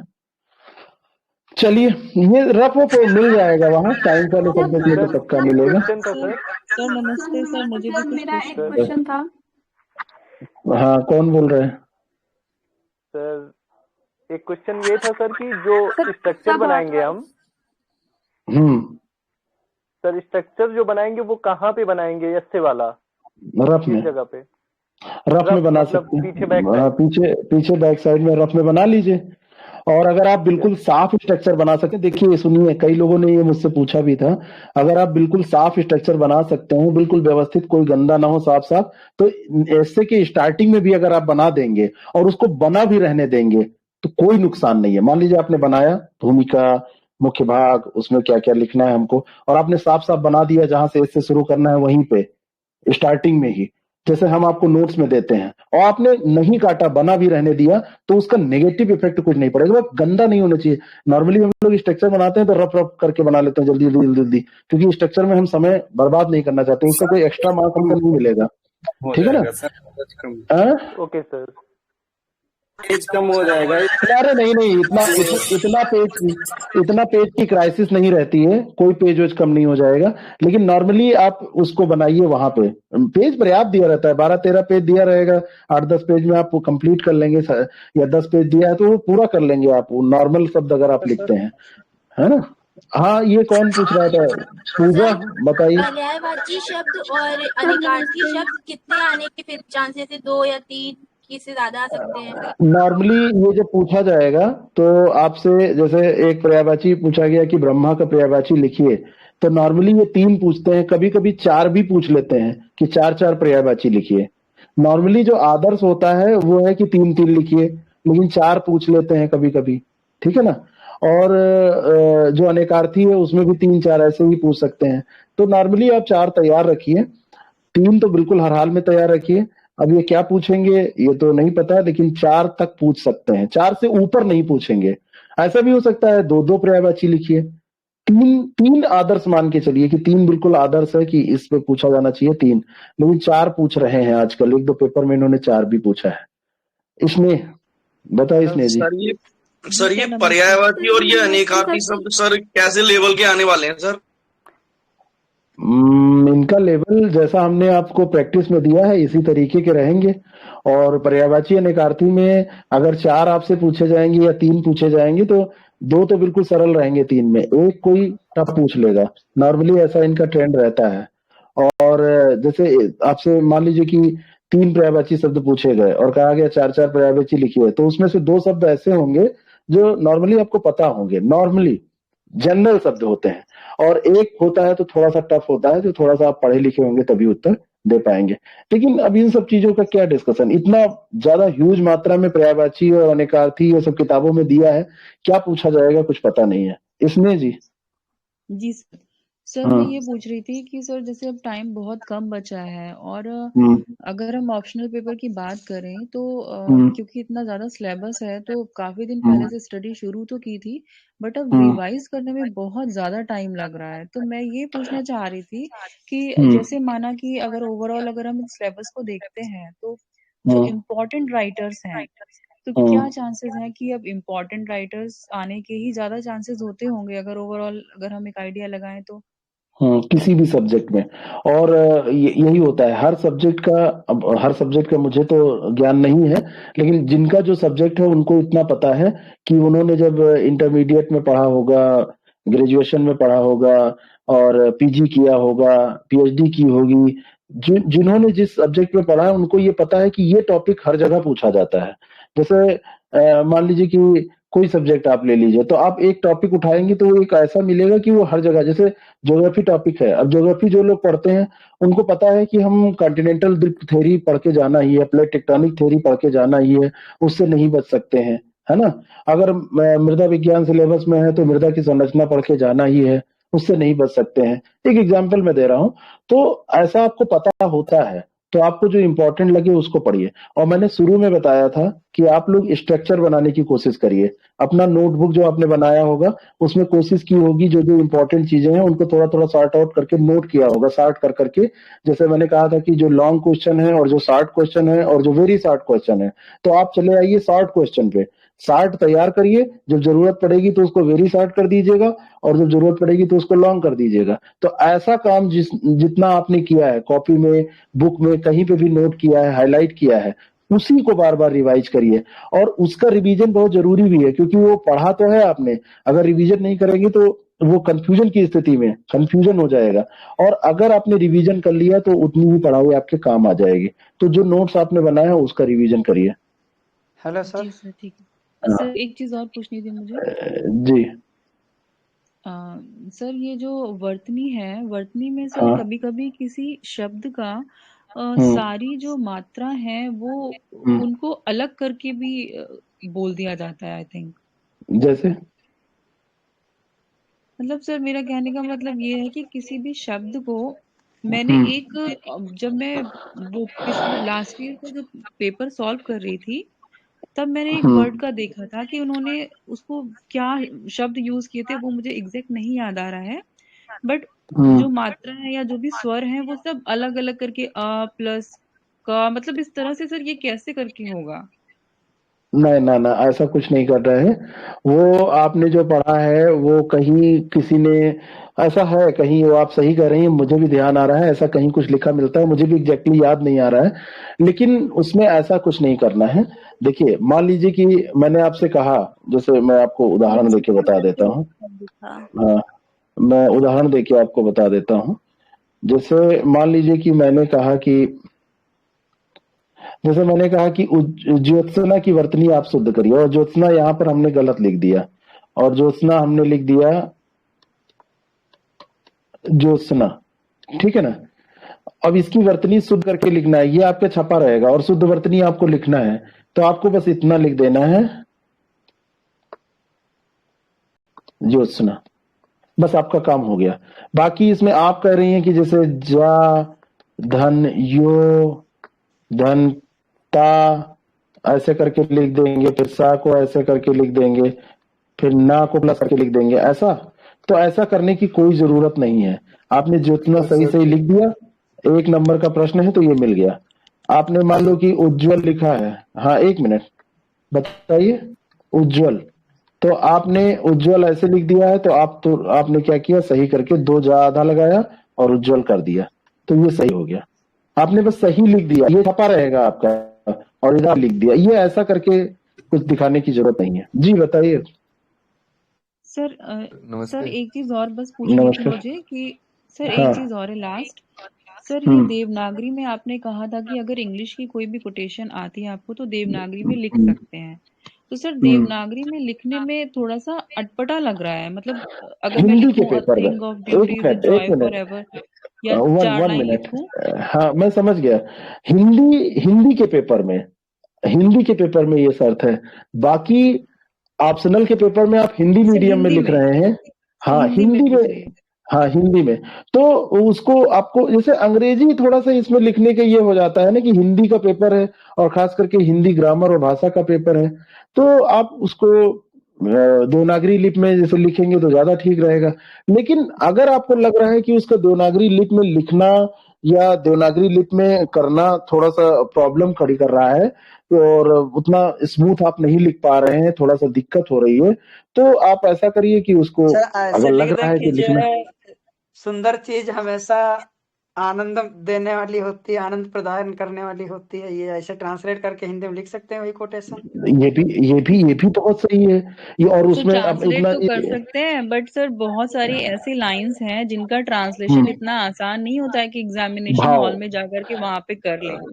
हाँ सर वो बिल्कुल आपकी मुश्किल दोनों होता लोगों है। की बात सही है, लेकिन भाव लीजिए। जैसे आप शब्दशाह करेंगे तो यानी कि वर्ड टू वर्ड करेंगे तो दिक्कत होगी, लेकिन थोड़ा सा आपने भाव लगा के कर दिया। और मैं इतनी भी आपको बता रहा हूं कि निबंध में एस्से में अगर कोई कोर्स आपको लग रहा है तो आप ऐसे लिखिए, फला व्यक्ति के अनुसार जिसने भी कहा है डैश मार के अंग्रेजी में लिख दीजिएगा। कोई प्रेशर, बहुत पैनिक होने की जरूरत नहीं है उसमें कि हम अब नहीं आ रहा है, अब हम क्या करें, बिल्कुल छटपटा रहे हैं, बिल्कुल अब गड़बड़ हो जाएगा, ऐसा कुछ नहीं होगा। लिख सकते हैं, लेकिन कोशिश कीजिए, जैसे बीच बीच में शब्द आ जाते हैं, जैसे कोई शब्द आया, अब आपने जैसे एक दिन मेरी बात हो रही थी कि यूपीएससी लिखना है तो आप ऐसे लिख रहे हैं, तो यूपीएससी ऐसे लिखें या फिर आप ऐसे लिखें यूपीएससी, तो हम कहेंगे कि आप ऐसे यूपीएससी लिखें ये हिंदी में। लेकिन अब कोट्स है, कोई किसी के विचार है, कोई थॉट है, तो आपने कोट कर दिया, उसको अंग्रेजी में ही लिख दिया, डबल इन्वर्टेड कॉमा में कर दिया और लिखा कि फला विद्वान ने ऐसा कहा है। तो आपने जो भी वो कोट है अपने से स्टार्ट किया, फलाना जो भी है, तो उसको आपने करके और इन्वर्टेड बंद कर दिया, तब भी कोई दिक्कत नहीं है। हो पाए तो उसको ऐसा करिए, नहीं तो आपको अगर बिल्कुल सटीक लग रहा है वहां बैठ सकता है ये, तो आप ऐसा कर दीजिए। लेकिन हिंदी का जहां पेपर है, जैसे एक दिन किसी ने कहा था कि आसमान की पर्यायवाची हम नहीं याद आ रही है तो स्काई कर दे, है ना, तो वो नहीं। जी नमस्कार बताइए। सर। नमस्कार। सर मेरा ये सवाल था, जो हम लोग को सेक्शन ए में 250 वर्ड्स के क्वेश्चन आने हैं, तो उसमें 5 क्वेश्चन आने हैं। तो मान लीजिए किसी 5th या 4th क्वेश्चन में उन्होंने मतलब 2 क्वेश्चन पुट कर दिया, मतलब जैसे 1 और 2 करके क्वेश्चन पूछ दिया, तो उसमें हमको दोनों क्वेश्चन अटेम्प्ट करने हैं, तो हम उसमें कितने वर्ड्स फिर ऐसे मतलब डिसाइड करेंगे कि कौन से में कितना, मतलब 250 वर्ड्स में ही कैसे वो दोनों को एडजस्ट किया जाए, या जैसे मान लो पर्टिकुलर कि एक को 250 वर्ड्स में लिखना पड़ेगा? जैसे ये है, और ये क्वेश्चन कितने 25 मार्क्स के हैं ना, 25 मार्क्स के, ये जो 25 मार्क्स के हैं, कितने मार्क्स के हैं याद कराइए? 25 मार्क्स के 25 मार्क्स में लिखने हैं। हाँ समझ गए। अब देखिए कितना बढ़िया फार्मूला है, 250 शब्द 25 मार्क, यानी कि 10 शब्द के लिए 1 मार्क्स। इसको इन्होंने 2 भाग में बांट दिया, पार्ट 1 पार्ट 2 कर दिया। तीसरा क्वेश्चन भी ऐसे किया, पार्ट 1 पार्ट 2, 125 है ना, 12.5 बस इसको 125 शब्दों में लिख दीजिए, खत्म मामला। आपको तो देखिए बिल्कुल बिजनेस करिए यहाँ पे। 250 शब्द 25 नंबर, यानी कि 1 नंबर आपको 1 मार्क्स मिल रहा है 10 शब्द पे, सीधा है ना। 12.5 नंबर का इन्होंने पूछा, 2 पार्ट में किया, या एक को 10 नंबर का किया, एक को 15 नंबर का किया, तो जो 10 नंबर का किया उसको 100 शब्दों में लिख दीजिए, जो 15 नंबर का किया उसको 150 शब्दों में कर दीजिए। आप तो मोटा मोटा ये आइडिया निकाल लीजिए, ये यहाँ से आइडिया लगाइए कि ये 25 मार्क्स का है, 250 शब्द का, यानी कि 1 मार्क्स के लिए हमको 25 शब्द लिखने पड़ रहे हैं, तो 10 मार्क्स के लिए हम 100 शब्द लिखेंगे, है ना। समझ में आ गई बात? इस तरीके, यानी कि सॉरी, एक मार्क्स के लिए 10 शब्द लिखने पड़ रहे हैं, 10 शब्द, गलत मैं बोल गया था। तो 100 शब्द 10 मार्क्स है तो हमने 100 शब्दों में लिख दिया, 15 मार्क्स है तो 150 शब्दों में लिख दिया। अगर आधा मार्क्स कर दिया, यानी कि 12.5 कर दिया, 12.5, तो हमने 125 कर दिया। ऐसे करिए। अब बताइए कौन पूछ रहा था बीच में? सर नमस्ते। सर हम पूछ रहे थे। नमस्कार। हाँ सर, हमारा जैसे हाँ अभी आप रिव्यू बता रहे थे जी। कि जैसे कि हम्म, ज्योत्सना लिखना तो उसको ऐसे अलग अलग करके नहीं लिखना है। मेरा कहने का मतलब है सर कि हाँ जैसे अगर उपसर्ग और प्रत्यय वाला क्वेश्चन देता है तो उसमें हम लोग जब उपसर्ग और प्रत्यय निकालेंगे पूरा का पूरा निकालेंगे कि मतलब जो उसमें उसको लिख देंगे केवल? नहीं नहीं, उपसर्ग प्रत्यय अलग चीज है। ये तो वर्तनी शुद्धि की बात हो रही थी ना, ये तो वर्तनी नहीं नहीं, शुद्धि की बात हो रही थी। हाँ उपसर्ग प्रत्यय में कैसे लिखेंगे सर? जैसे कहीं उपसर्ग निकालना, जैसे विकास आ गया तो उसमें वी उपसर्ग है। तो वी उपसर्ग है तो वी धन जो कास होगा तो उसको करेंगे, वो तो अलग चीज है ना। वहां पे मतलब तो जो भी करेंगे, हाँ जैसे संधि विच्छेद करना है, मान लो कि हिमालय दिया है ना, मान लो कि हिमालय दिया है और हिमालय का आपसे संधि विच्छेद पूछा गया, ऐसे ही आप जो प्रश्न कर रहे हैं उसी का उत्तर है। तो आप संधि विच्छेद करेंगे। एक मिनट, तो हिम धन आलय किया ना, हिम धन आलय किया। अब उपसर्ग है, मान लो कि दिया है सुस्वागतम, सुस्वागतम, ठीक है। अब इसमें उपसर्ग क्या है? सु है, तो सु उपसर्ग हो धन, ठीक है। तो ऐसे लिख देंगे, ऊपर लिख देंगे उपसर्ग है, बस। या ऐसे हो जाएगा, ये उपसर्ग हो गया। उपसर्ग अगर अलग करना है, वो जो हो रही थी वो वर्तनी की हो रही थी, वर्तनी में ऐसा कुछ करने की जरूरत नहीं है, ये हो रहा था, है ना। अब अगर प्रत्यय है पीछे कुछ लगे, हाँ शब्द भी लिखना पड़ेगा और ये भी ये छपा रहेगा नॉर्मली। अगर हाँ अगर ये छपा नहीं है, जैसे ये नॉर्मली कभी कभी क्या करते हैं, जैसे इन्होंने पूछा कि निम्नलिखित के विलोम शब्द लिखिए, तो ये छाप देते हैं। यहाँ पे लिख दिए रात, यहाँ पे लिख दिए दिवस, यहाँ पर इन्होंने लिख दिया घना, यहाँ पर लिख दिया और फिर लिख दिया विलोम शब्द। तो आप फटाफट यहाँ पे डैश लगाइए और रात का दिन लिख दीजिए, है ना। ऐसे आप लिखते चले गए। और अगर बाय द वे इन्होंने ऐसे पूछा है, 1 मिनट पूरी बात हो जाने दीजिए। मान लो इन्होंने प्रश्न को ऐसे लिख दिया है कि निम्नलिखित शब्दों के विलोम शब्द लिखिए, रात, दिवस और घना, इन्होंने एक लाइन में लिख के छोड़ दिया है।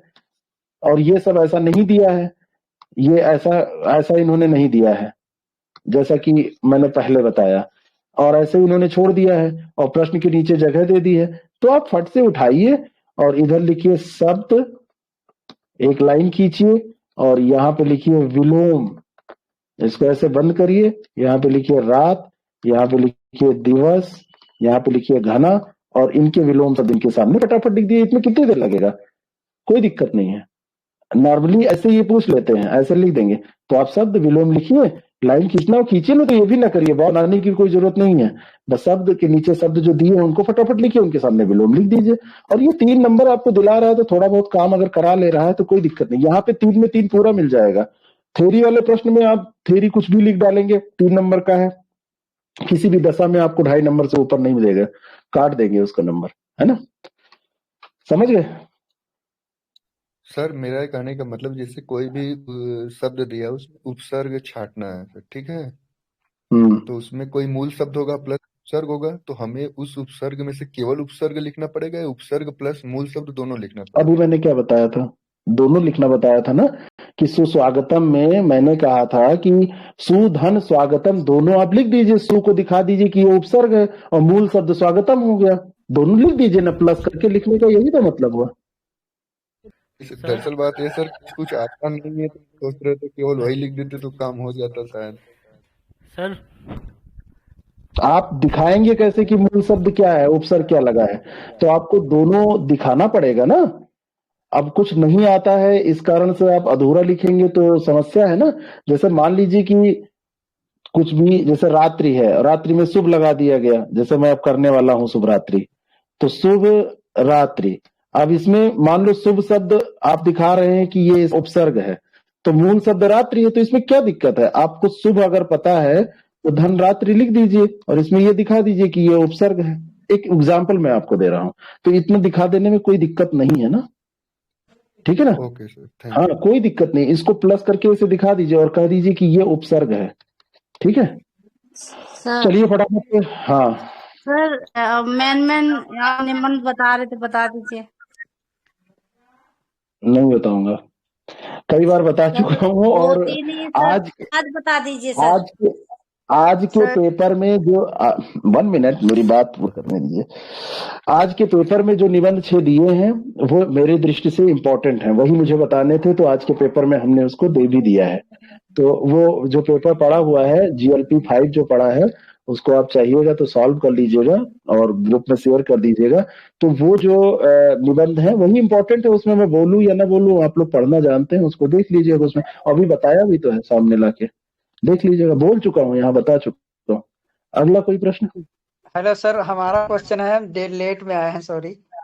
जी कोई बात नहीं सर। हमारा क्वेश्चन ये है कि चीजें सर याद हैं जो, वो भी लग रहा है कि अब नहीं याद हैं, तो सर थोड़ा स्ट्रेस, और आप प्लीज बता दीजिए कम शब्दों में कैसे स्ट्रेस मैनेजमेंट करें लास्ट टाइम में। सर ये 13 की सुबह 9 बजे तक रहेगा डाउट सबको। और जैसे ही पहला पेपर हुआ बस आधा समाप्त हो जाएगा, और उसके बाद में जैसे दूसरा पेपर हुआ उसके बाद में सबको लगेगा बड़ा मस्त पेपर हुआ। आप एग्जाम तक चलिए हमारे साथ, 9:30 बस तक आप आपके साथ वीडियो कॉल कम शब्दों में हमको बता दीजिए कुछ सर अपना अनुभव कि कैसे मैनेज करें लास्ट टाइम में। एक्चुअली आप लोगों का अगर एक जगह सेंटर होता, जैसे लखनऊ होता, तब तो बहुत अच्छा है। मुझे सुनो लखनऊ में ही है। ठीक है, मान लो एक जगह होता तो मैं आ जाता और सुबह भी एक क्लास ले लेता, लेकिन दिक्कत ये है कि प्रयागराज में भी है और एक जगह नहीं है, तो क्लास कैसे हो पाएगी? नहीं तो मैं वहीं आता और बढ़िया, और जितने लोगों का जब तक बताएंगे कि तैरा ऐसे जाता तैरा ऐसा जाता तब तक कुछ नहीं समझ में आएगा। सीधे तैर रही है। देखिए जसबीर जी का प्रश्न बहुत लाजमी है, स्ट्रेस होता है, और मैंने एक दिन बताया था कि ये स्ट्रेस इसलिए हो रहा है क्योंकि आप एक बहुत गंभीर कैंडिडेट हैं और इस परीक्षा में आप पास होने जा रहे हैं। बहुत गंभीरता से आपने इस परीक्षा को लिया हुआ है और आपके मन मस्तिष्क में ये विचार चल रहा है कि अगर ये परीक्षा गड़बड़ हो गई तो अच्छा नहीं होगा। लेकिन आप इतने गंभीर हैं तो आपने पढ़ाई भी 2 महीने 3 महीने जब से आप कर रहे हैं तो आपने बड़े अच्छे से की है, और आप अपने बिल्कुल जितना पढ़ा है उस पे, जैसे आपको जैसे लग रहा है कि 10% ही याद रह गया, 90% भूल गया, मैं आपको विश्वास दिलाता हूं कि ये जो 10% याद है सिलेक्शन के लिए इतना ही जरूरी है, इससे ज्यादा की जरूरत ही नहीं है। सबके साथ ऐसा होता है। इस परीक्षा को जो टॉप करेगा, हो सकता है कि जितने लोग हों इन्हीं में से कोई टॉप करे, मुझे पक्का यकीन है, कोई इसमें बड़ी बात नहीं है, कोई भी टॉप कर सकता है इनमें से, हर एक व्यक्ति में पोटेंशियल है। और मैं आपको बताऊं कि जब टॉप जो करता है उसको एग्जाम देने से पहले नहीं पता होता है कि वो टॉप करने वाला है। फेल होने वाले को भी नहीं पता होता है क्योंकि वो कई बार बड़ा अच्छा पेपर करके आता है और कहता है कि हमारा पेपर बड़ा अच्छा हुआ है और फेल हो जाता है। लेकिन फेल होने वाले को तो एक बार बड़े पता चलेगा कि वो पेपर छोड़ आया और वो कह दे कि हमारा पेपर खराब हुआ है। लेकिन जो टॉप करने जा रहा है उसको तो बिल्कुल मैं दावे के साथ कह सकता हूं, जिसकी फर्स्ट रैंक आएगी, टॉप 10 में जो आएगा, अपने सब्जेक्ट में जो टॉप करेगा, हाईएस्ट मार्क्स लाएगा, इनमें से किसी को नहीं पता है। या आयोग को पता हो तो बताए, या आपको पता हो, या जो टॉप करेगा उससे अगर हो सकता है इन्हीं में से कोई हो तो देखिए कभी वो उसने कहा था कि मैं टॉप करूंगा, किसी को कुछ नहीं पता। और सबकी दशा यही होती है, किसी को भी ये नहीं लगता है कि हमारा सब तैयार है। और मैं एक बात, ये मेरे मतलब मैं ऐसा सोचता हूं, मैं अक्सर कहा करता हूं ये बात कि कभी ना पूरा होने वाले जो काम है वो है तैयारी। जो कभी नहीं पूरी होती उसी को तैयारी कहते हैं। इसलिए तैयारी शब्द ही बहुत बुरा है। और आपको मैं बताऊं, तैयारी यही नहीं, आपको कहीं निकलना हो तो लास्ट समय तक आप पैकिंग करते हैं और फिर जब वहां पहुंचते हैं 10 GB सुबह खरीदना पड़ता है। 10 GB या टूथपेस्ट या कुछ एक छोटी मोटी चीज, कुछ ना कुछ छूट जरूर जाती है। अब कई लोग इसमें ऐसा भी कह सकते हैं नहीं मेरी नहीं छूटती है, कभी छूटी होगी एक आध बार। तो तैयारी कोई भी कभी पूरी नहीं होती है। तो आप ये मान के चलिए आप तैयारी करके नहीं, आप अध्ययन करके जा रहे हैं। अब वो अध्ययन 10% हो पाया है, 90% हो पाया है, 100% हो पाया है, उसमें से 10% याद है, वही इनफ है पास करने के लिए। आप जितना भूल गए उसकी जरूरत ही नहीं थी, जितना याद है उतने पे आप परीक्षा पास ही नहीं टॉप कर सकते हैं। बस 2-3 चीजें, लिखने की कला आपने अगर विकसित कर ली है उतने नॉलेज से आप लिख दीजिएगा। आपको अगर कॉन्फिडेंस में रहना आता है तो उतने नॉलेज से ही आप जो लिखेंगे वो पास करने के लिए है। और अगर घबरा जाएंगे आप अपना विवेक खोने लगेंगे। जैसे घबराहट में क्या होता है, अगर आपका कॉन्फिडेंस लूज हुआ, जैसे मन के हार है, मन के जीते जीत। तो अगर आपका कॉन्फिडेंस लूज हुआ तो आपकी पेन चलना बंद हो जाती है, आपके विचार आना बंद हो जाते हैं। जबकि सही बात यह है कि अगर कॉन्फिडेंस बना रहा तो ये जो 10% अभी याद है, ये 90% जो भूला है ना, ये 90% कवर करके 100%, 100% पहुंच जाएंगे। ये 10 से ये पूरा 100 पहुंच जाएगा, क्योंकि एग्जामिनेशन हॉल में जितना तेज दिमाग काम करता है, जैसे अभी कह रहे थे कि तैरना, ये ऐसे तैरो, ऐसे पैर पटको, ये सब नहीं। सीधे पानी में जब आप कूदेंगे ना तो हाथ पांव अपने आप चलने लगते हैं। कि नहीं भी आता है तैरना तो आप ऐसे ऐसे हाथ पांव चलाते हैं कि हमको बचे रहना है डूबने से। जब एग्जामिनेशन हॉल में पहुंचेंगे ना तो इतनी तेजी से ये सब रॉकेट की तरह दिमाग काम करता है, बिल्कुल लगता है कि ये मिसाइल है ना। रसिया के पास ऐसी मिसाइल नहीं है, जान लीजिए। और फटाफट ये सब विचार आएंगे, पेन चलेगी खूब तेजी से, और आप उस समय लगेगा कि अहम ब्रह्मास्मि, मैं कहता हूं ना, लगेगा मुझसे बड़ा ज्ञानी कोई नहीं है। ऐसे ऐसे विचार आएंगे, एक से एक विचार। यहाँ रूम पे नहीं आया ना निबंध के बारे में, वहां पे एक से एक विचार आएंगे, लगेगा वाह, ऐसा तो पहले मैं सोच पाता तो मैं जीआईसी बैच पढ़ा डालता। और ये पता नहीं आईएएस प्रेप पे क्यों ज्वाइन किया था, फालतू इतने दिन बता रहे थे।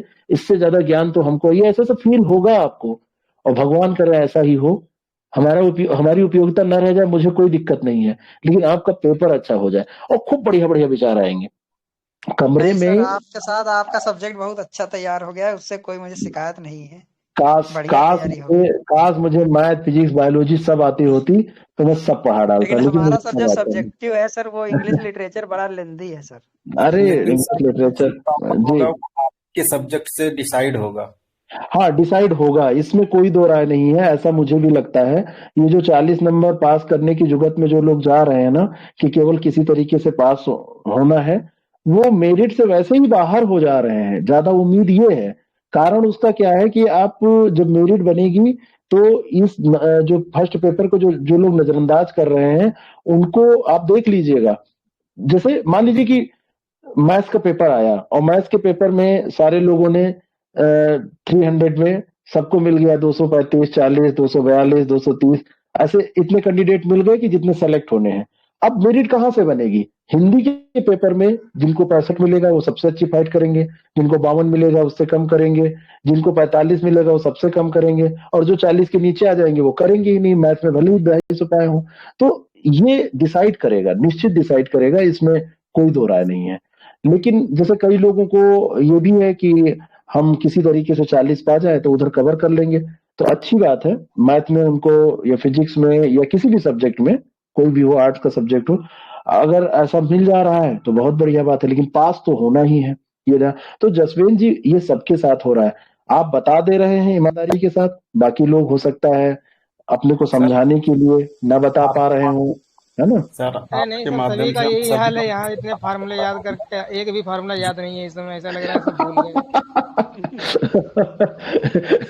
ये देखो, अब योद्धा लोग सामने आ रहे हैं, सब बता रहे हैं, तो आप लोग वीर हैं इसमें, तो इसमें सर जब तैयारी होने लगती सर मैथ के चक्कर में सर मैं हिंदी नहीं पढ़ पाया हूँ अच्छे से, लेकिन मैथ पढ़ी है, लेकिन उसमें भी लग रहा है सब साफ हो गया है पूरा।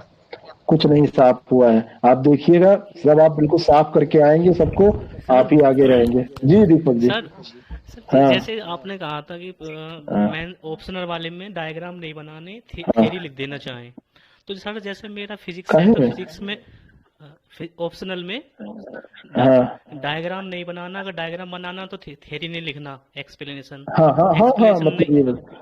तो सर जैसे मेरा ऑप्टिक्स है, ऑप्टिक्स में तो मेरे रे वगैरह कहाँ से गई, कहाँ जाएगी, और ये तो एक्चुअली मैं बात ये बताऊं कि कोई भी बात एब्सोल्यूट नहीं होती है कि वो सारी चीजों पे लागू हो जाए, कि मतलब बिल्कुल हमने कह दिया तो वो शाश्वत सत्य है। हमने निबंध के बारे में बोला होगा कहीं, जैसे निबंध में आपने जो चीज ड्रॉ कर दिया, आपने बना दिया और कुछ फिगर उगर, तो उसको लिखने की जरूरत नहीं है। लेकिन फिजिक्स जैसे सब्जेक्ट में आपने मान लीजिए कि अल्फा बीटा गामा कुछ दिखाया, ये तो वो दोनों करना, सब्जेक्ट वाइज ये चीज वेरी करेगी, और इसमें कोई मतलब हार्ड एंड फास्ट बिल्कुल ऐसा कोई रूल नहीं है कि बिल्कुल वैसे स्ट्रिक्टली उसको पालन करना है, बिल्कुल अगर आप नहीं करेंगे, ऐसा कुछ नहीं है। जैसे आप में भी बहुत सारे क्वेश्चन ऐसे होंगे जिसमें आपने ड्रा कर दिया और उसके नीचे फटाफट लिख दिया, मतलब मान लीजिए ग्राफ में बनाया तो एक इधर एक्स और एक वाई एक्सिस पे दिखा दिया, तो उसको बहुत समझाने की जरूरत नहीं है, ड्रा कर दिया। लेकिन अब जैसे रेज वगैरह है या ऑप्टिकल आप बता रहे हैं, कुछ भी दिखाना है, तो वहां पे तो लिखना पड़ेगा। इसमें इतना कोई आपको मतलब सोच के नहीं रखना है कि ऐसा। निबंध और हिंदी, मेरा जो काम है वो निबंध हिंदी में ज्यादातर है, तो मैं वहां पे बताता हूँ ज्यादातर। तो कई बार ऐसा भी हो जाता है, लगता है कि ऑप्शनल में भी, लेकिन समय बचाने का ये तरीका होता है कि हमने पूरी बात भी कह दी और हमारा समय भी बच गया, कम शब्दों में हमने कह दी, तो उस लिहाज से वो सही रहता है। तो जिन क्वेश्चन में ऐसा हो पाए उस करिए, और जिनमें ना हो पाए उसमें ऐसा करिए, ठीक है ना? नहीं सर, ये स्टूडेंट्स तो आया सर आपके साथ में रख के। इसकी कॉपियां जो चेक होंगी वो पीसीएस वगैरह की कॉपियां चेक होती हैं, उसी तरीके से चेक होंगी क्या? बिल्कुल उसी तरीके से होंगी, क्यों नहीं होंगी? इसको आप कमजोर एग्जाम ले रहे हैं, ये पीसीएस से टफ एग्जाम है ना? इसमें दो ही वाले टीचर इसको करेंगे हैं तो स्टेप पर मार्क हाँ वही कटे हुए देखते हैं, तो यहाँ पर भी वैसे काटे जाएंगे ना? किस में काटते हैं? तो पूरा फुल क्योंकि सर ये पहली बार एग्जाम हो रहा है, तो हम लोग सोच रहे हैं कि हो सकता है कुछ हम लोगों को छूट मिल जाए। ना ना ना, नहीं पीसीएस वाले लोग ही चेक करेंगे, सब्जेक्ट वाले सब्जेक्ट चेक करेंगे, हिंदी वाले हिंदी चेक करेंगे। देखो आयोग में क्या होता है, वहां पे परीक्षा के अनुसार टीम नहीं बनती है, वहां पे सब्जेक्ट के अनुसार टीम बनी है।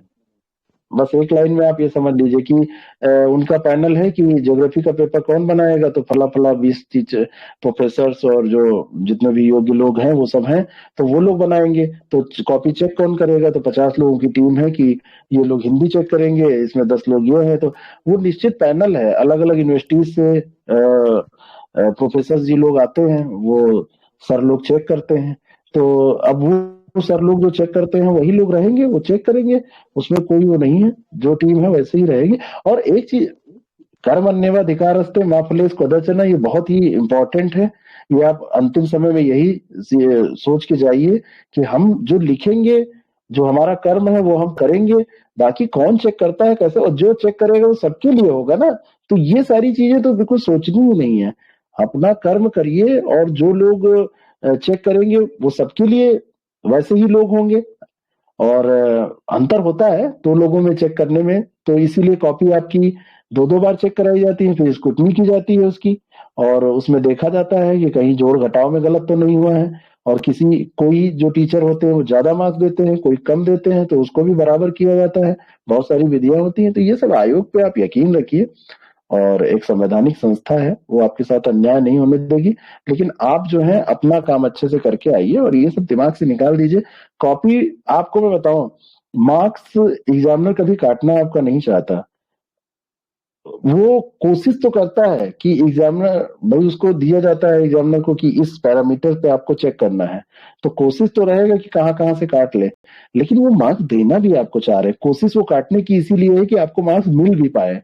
अब ऐसे ना हो तो वो कुछ पढ़ेंगे ही नहीं। जैसे मैं कॉपी चेक करता हूँ तो पढ़ता जरूर हूँ उसको, कुछ भी हो आपका पढ़ता जरूर हूँ। हाँ कभी कभी हो सकता है कि इससे पढ़ा मैंने, ऊपर अच्छा लगा तो मैं थोड़ा फास्ट पढ़ता चला गया कि हाँ ये पैरा वाइज मैंने देखा, 2 लाइनें पढ़ी और समझ में आता चला जाता है। लेकिन जैसे कई लोग हैं जिनकी कॉपियां कई मैंने चेक की हैं, तो उनके बारे में मैं जान गया हूँ, राइटिंग देखता हूँ तो मुझे पता चल जाता है ये फला है, इन्होंने ऐसे लिखा होगा। तो आयोग में भी ऐसे ही होता है कि एग्जामिनर चेक करते करते जान जाते हैं कि किस बच्चे ने कैसे स्टार्टिंग की है और कैसे वो लिख रहे हैं, तो नंबर कभी फालतू आपका नहीं काटेंगे। और लेकिन आप गलतियां ना करिए, आप सामने ही उनको ललकारेंगे कि देखो गलत लिख रहा हूँ, काट के दिखाओ, तो कहेंगे रुको बेटा बताते हैं तुमको, भी बताते हैं, वो वाली स्थिति हो जाएगी, है ना? ठीक है, अगले दिन तक हम लोग डिस्कशन करेंगे, 10 तारीख तक। हाँ हाँ सर जैसे सर कुछ क्वेश्चन बहुत अच्छे आते हैं, एक मिनट। जैसे सर कुछ क्वेश्चन बहुत अच्छे आते हैं, उसको सर हम इतना बिलीव हो जाते हैं कि उसके लिए शब्द ही कम नहीं पड़ते हैं, मतलब बहुत ज्यादा शब्द आ जाते हैं। तो ऐसे शब्दों को कैसे हम मिनिमाइज करें सर? ये बचपन का प्यार भूलना पड़ेगा वहां पे आपको, है ना? जैसे वो होता क्या है कि हमको बहुत अच्छा आ रहा है, जैसे कई बार ये भी होता है हमको जो बहुत अच्छा आता है हम वही पढ़ते भी हैं। कई स्टूडेंट्स को मैंने देखा है जिनका जो टॉपिक बड़ा अच्छा रहता है वो उसी को पढ़ा करते हैं, और जो कमजोर रहता है उसको पढ़ते नहीं है। मैंने आपसे कहा है ना कि आपको बिजनेस करने जाना है, 150 नंबर का मतलब 250 शब्दों का क्वेश्चन, 25 नंबर आपको दे रहे हैं, तो एक नंबर पे आपको 10 शब्द खर्च करने हैं। कितना भी ज्यादा आपको आता हो, इवन आपकी प्रेमी प्रेमिका के बारे में वहां प्रश्न पूछ लिया गया है, नंबर नहीं ज्यादा मिल रहे हैं तो उसके बारे में ज्यादा नहीं लिखना है। जितना दुश्मन के बारे में पूछा गया है उतना ही उसके बारे में भी लिखना है, और उतना ही आपकी चहेती चहेते के बारे में लिखना है। भूल जाना है कि ये टॉपिक बड़ा प्यारा है, हमको बहुत अच्छे से आता है। आप बिजनेस करने गए, बिल्कुल डील स्मार्ट बनिए। आप आयोग के साथ बिजनेस करिए कि आपने हमको 25 नंबर के लिए 250 शब्द दिए हैं, तो हम 250 शब्द से पहले ही समाप्त कर देंगे, है ना। तुम डाल तो हम पात, और वो उससे ज्यादा मत करिए। हर प्रश्न में जो ज्यादा आता है उसमें तो आपको कमांड है, तो उसमें इंपॉर्टेंट चीजें लिख के अपना समय बचा लीजिए। जो नहीं आता है वहां पे अनइम्पोर्टेंट भी तो लिखना है, वहां पे तो लंबी छोड़नी है, तो वहां पे उसके लिए समय रखिए और बढ़िया से उसमें अपना जितना भी जितनी बड़ी बातें कर सके वो करिए। लेकिन मैंने कहा ना कि किसी दुश्मन के बारे में भी उतना ही जितना दोस्त के बारे में, चहेते के बारे में, क्योंकि वहां पे आपको ज्ञान नहीं दिखाना है। हाँ, 1 मिनट, ज्ञान नहीं दिखाना है, आपको क्या करना है, नंबर लेना है। तो नंबर ज्यादा तो मिलेगा नहीं, 25 नंबर का है, आप कुछ भी लिखेंगे 25 से ऊपर नहीं मिलेगा। तनिक से कम लिखेंगे, अगर 22 मिल रहा है 21 मिल जाएगा, 18 मिल रहा है 17 मिल जाएगा, इतना ही होगा। लेकिन दूसरा क्वेश्चन जो छूट जाएगा वो हो सकता है 15 नंबर का छूट रहा हो, 10 नंबर का छूट रहा हो, तो वो ना छोड़े। जी बताइए। सर मैंने अभी तक मतलब प्रैक्टिस तो की है गद्यांश वगैरह, बट मैंने भेजे नहीं आपको, क्योंकि नेट और गेट का एग्जाम था तो मैं उसकी प्रैक्टिस कर रही थी, मतलब पेपर की। और वो जब पेपर हो गया तो उसके बाद मैं ऑप्शनल का पढ़ने लगी, केमिस्ट्री का, क्योंकि वो 300 मार्क्स के आएंगे मतलब। कोई बात नहीं, कोई बात। हाँ, तो वो दिन भर उसकी प्रैक्टिस कर। तो सर हिंदी का मैंने किया है बट भेज नहीं पाई, तो कल मैं एक टेस्ट करके आपको भेज दूँ, आप इस मतलब देख लेंगे उसमें क्या WhatsApp गलती। पर। ठीक है सर, ठीक। और कोई सुविधा? एक जानकारी सर, जैसे सर मेरा सोशियोलॉजी ऑप्शनल है, तो कई बार सर जैसे होता है कि एक ही मतलब जैसे हम जो है उसमें बात कर रहे हैं कि सामाजिक परिवर्तन की, सोशल चेंज की अगर हम बात करते हैं, तो सर जैसे डेफिनेशन जो है कि रिपीट होती है। हाँ, तो सर डेफिनेशन अगर हम लिख रहे हैं, कई बार होता क्या है कि हम मतलब डेफिनेशन तो याद आती है, लेकिन फिर क्या होता है कि वो दूसरे थिंकर की, या फिर हमें थिंकर याद होते हैं, डेफिनेशन की एग्जैक्ट नहीं पता होता, मेरी खा जाती है। ऐसी स्थिति में जैसे जब आपको बिल्कुल सटीक ना याद आए, तो एक तो डबल इन्वर्टेड कामा में मत लिखिए। मैंने एक दिन बताया था कि जो बातें सटीक याद हो उनको डबल इन्वर्टेड कामा, विराम चिन्ह में ये है भी, विराम चिन्ह में ये है कि जो बातें बिल्कुल सटीक होती हैं, हूबहू हमको याद होती हैं कि लेखक ने यही कहा है, वहां पे हम डबल इन्वर्टेड कामा में लिखते हैं। तो जहां पे बिल्कुल सटीक पता हो कि राजा राम शास्त्री ने ये कहा है, एक थिंकर होंगे आपके राजा राम शास्त्री, तो जहां पे पता है कि उन्होंने ही कहा है तो डबल इन्वर्टेड कामा में लिखिए। लेकिन आपको नहीं याद आ रहा है तो आप उसको एक तो सिंगल में लिख दीजिए। और दूसरी चीज ये है कि अगर आपको बिल्कुल नहीं याद आ रहा है, कंफ्यूजन हो रहा है, तो आप वहां पे एग्जामिनर को कंफ्यूज मत करिए, गलत इंफॉर्मेशन मत दीजिए। तब आप लिख दीजिए कि एक विद्वान के अनुसार, या एक महान विद्वान के अनुसार, या ऐसे अनुसार, ऐसा आप लिख के छोड़िए अगर जहां पे बिल्कुल नहीं आ रहा है। और नहीं तो अगर दो बातें मेल भी खा रही हैं या हल्का फुल्का याद आ रहा है, तो सिंगल इन्वर्टेड कामा में करके वैसी बात आप लिख सकते हैं। हूबहू भले नहीं याद है लेकिन भाव क्लियर है तो आप लिख सकते हैं, तो उसमें कोई समस्या नहीं होगी। बस 5 सेकंड का समय दीजिए।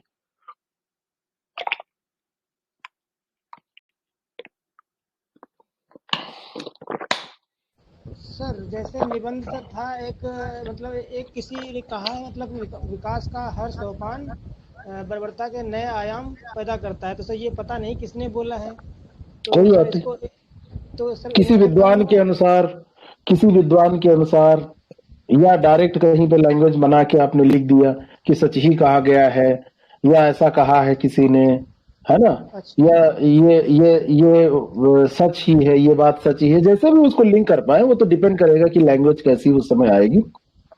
तो आप ऐसा लिख दीजिए, कोई दिक्कत नहीं है। जैसे जहां पे सटीक याद है वहां पे करिए। जैसे ये समस्या बहुत आती है, और ये जो इन्होंने अजय ने अभी पूछा है, अजय शुक्ला ने, तो इसमें ये समस्या ये आती है, ये वास्तव में सोशियोलॉजी में सारी परिभाषाएं एक जैसी लगती हैं। एक्चुअली सोशल वर्क पहले सब्जेक्ट हुआ करता था, सोशल वर्क मैंने पढ़ाया है, तो सोशल वर्क में सारी परिभाषाएं तो एक ही जैसी होती हैं, उसमें कोई अंतर ही नहीं रहता है। अब वो बड़ी समस्या होती है मतलब एग्जामिनेशन में तो लिखने में बड़ी समस्या होती है। वो एक ही जैसी परिभाषा भूल जाता है कि किसने ऐसा कहा, और सब वही है, एक ही टाइप का, समाज में ये होता है। उन्होंने 4 तरीके से बताया है।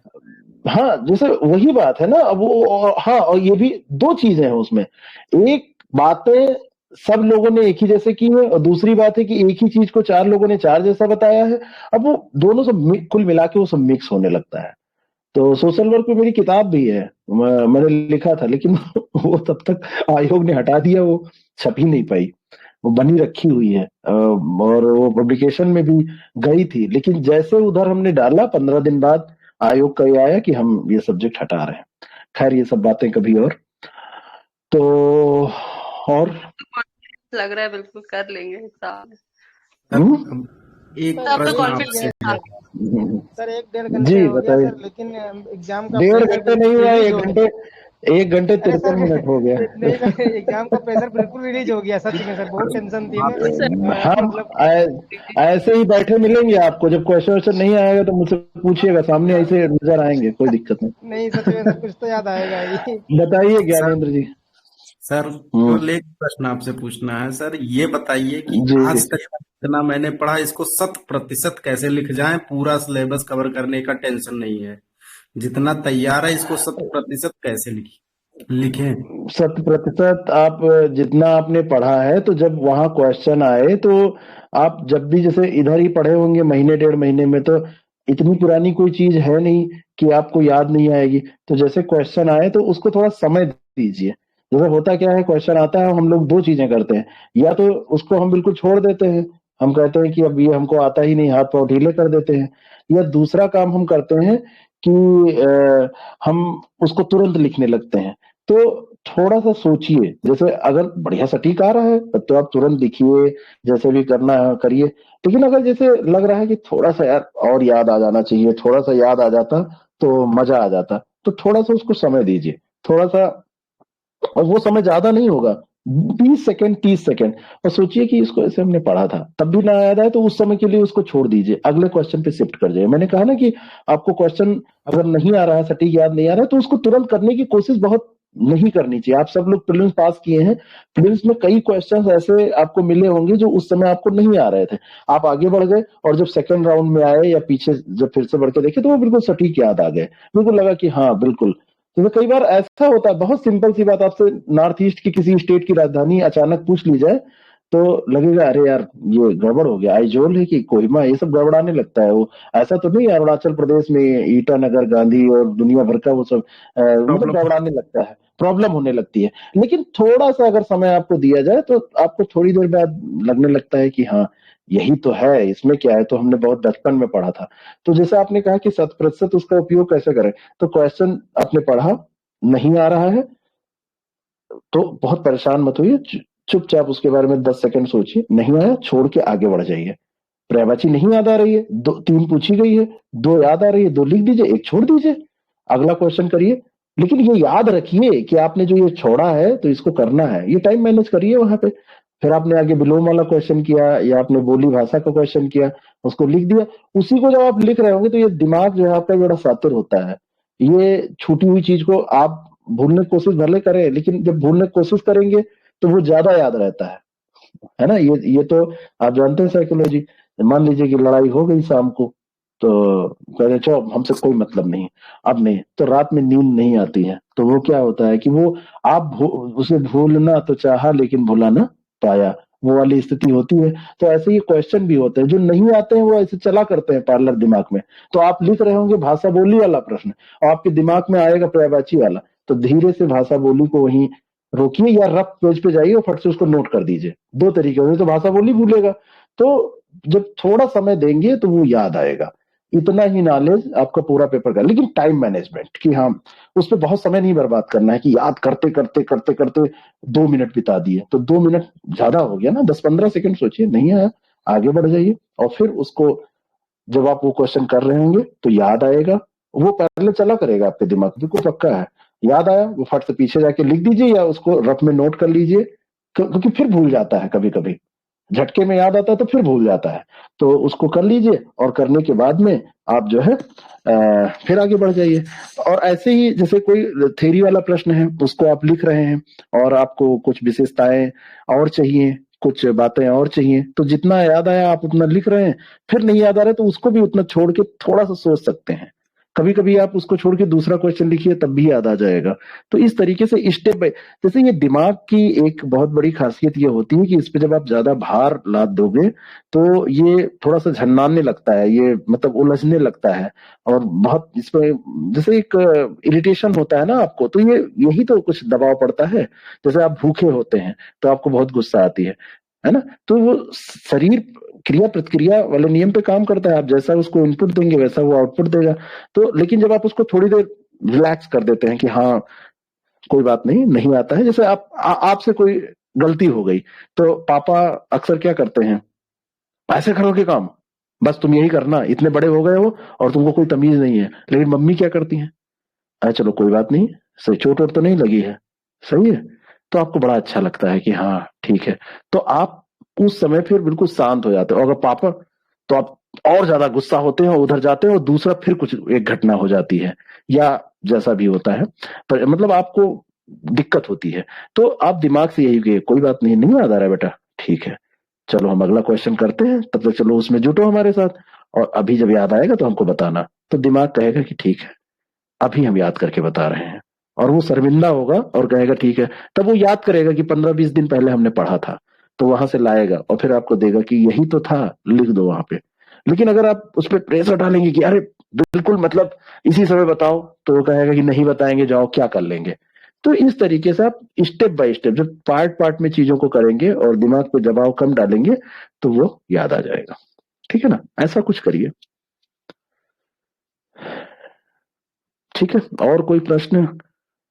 अगला दिन होने वाला है और ये बढ़िया है कि हमने मतलब एक क्लास ऐसी भी की जिसमें हमने एक दिन पूरा पार कर दिया। 12 बजने वाले हैं और रात 12 बजे बहुत कम क्लासेज आपने लाइव की होंगी, मैंने तो कभी नहीं की है ना? इसी तरह के क्लास को इतिहास में लिखा जाता है।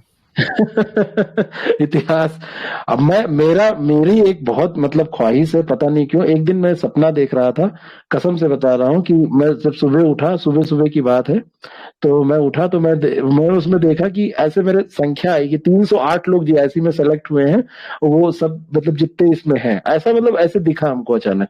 तो हम उठ के अपना बताए, हमने कहा कि देखो ऐसा है, आज मैंने ऐसा देखा है। फिर मेरे स्टाफ से भी डिस्कस किया तो कहे कि सारे लोग सेलेक्ट हो गए सर, सारे लोग। तो हमने कहा हाँ सारे लोग सेलेक्ट हो गए। तो हमको ये नहीं पता, उसमें दिखा कि कितने लोग बैच में हैं। जब ज्यादा काम करते रहे थे ना तो सपने भी काम के ही तो आते हैं। जब आप लोग एग्जाम देने के बिल्कुल नजदीक आए ना तो सपने भी एग्जाम वाले क्वेश्चन आते हैं सपने में, अल्फा बीटा गामा थीटा ये सब घुमा करता है जिसका जो सब्जेक्ट है ना। देखिए 0-0-0-0 हो गया है, ये ऐसी क्लास हम लोग कर रहे हैं रात में। चलो 12-1 हो गया। और कोई प्रश्न हो फटाफट पूछिए।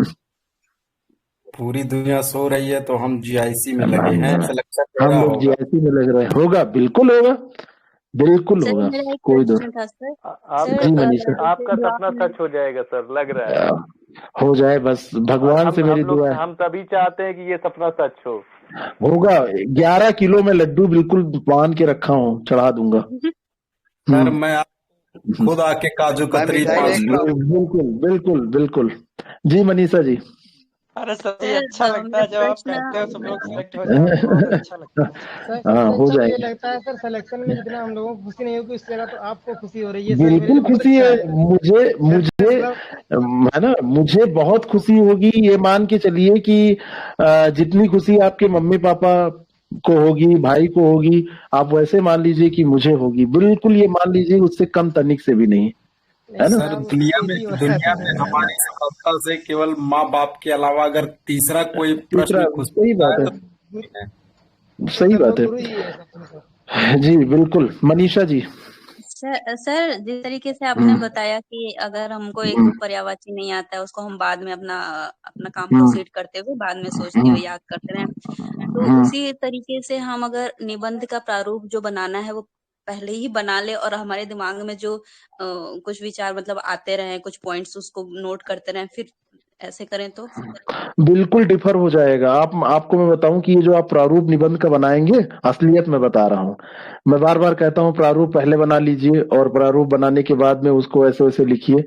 जब आप प्रारूप बनाते हैं तो आपका दिमाग चलता है, बहुत कम काम करता है, और जब आप लिखने चलते हैं तो बहुत ज्यादा काम करता है। तो जब आप प्रारूप बनाते हैं उसका कम से कम 50% और ज्यादा उसमें लिखते हैं, वो धीरे धीरे धीरे धीरे बढ़ता चला जाता है। लेकिन प्रारूप जरूरी इसलिए है कि क्रम से चीजें सेट हो जाती हैं। क्रम से इस लिहाज से कि जो चीज ऊपर होनी चाहिए प्रस्तावना में वो वहां रहती है, जो बीच में होनी चाहिए वो बीच में रहती है, और जो अंत में होनी चाहिए वो अंत में रहती है।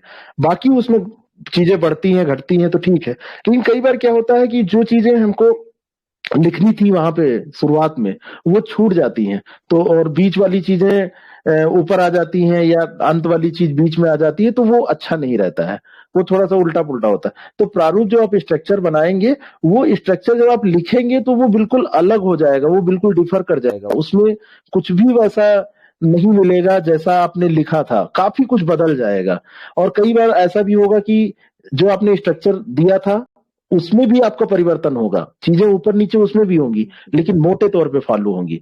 तो ये तो एक प्रोसेस है, ये ऐसे होगा। और ये केवल आपको समय के अंदर चीजों को समाप्त करना है, समय के अंदर सारा कंप्लीट हो जाए और व्यवस्थित हो जाए, इसलिए ये सब प्रयास है। बाकी ऊपर नीचे होगा और नए नए विचार आएंगे। स्ट्रक्चर में आपने 3 पॉइंट लिखे हैं, जब निबंध लिखने लगेंगे तो 7 पॉइंट हो जाएंगे, वो ऐसे हो जाएंगे। लेकिन कंट्रोल रखना है भाई, यही तो वो है कि आप बॉडी पैराग्राफ में ही ना रह जाएं, आपको अंत भी करना है, आपको लास्ट तक जाना है। तो इसीलिए स्ट्रक्चर जरूरी है कि आपको समय का ध्यान रखना है। तो मैंने कहा ना कि शुरू का 10 मिनट, बीच का 25 मिनट, लास्ट का 10 मिनट, ऐसे 45 मिनट पूरा बांटना है ना, इसलिए जरूरी है। और जो कि खूब चेंज होगा उसमें स्ट्रक्चर में, कोई वो वही नहीं रहेगा। ठीक है।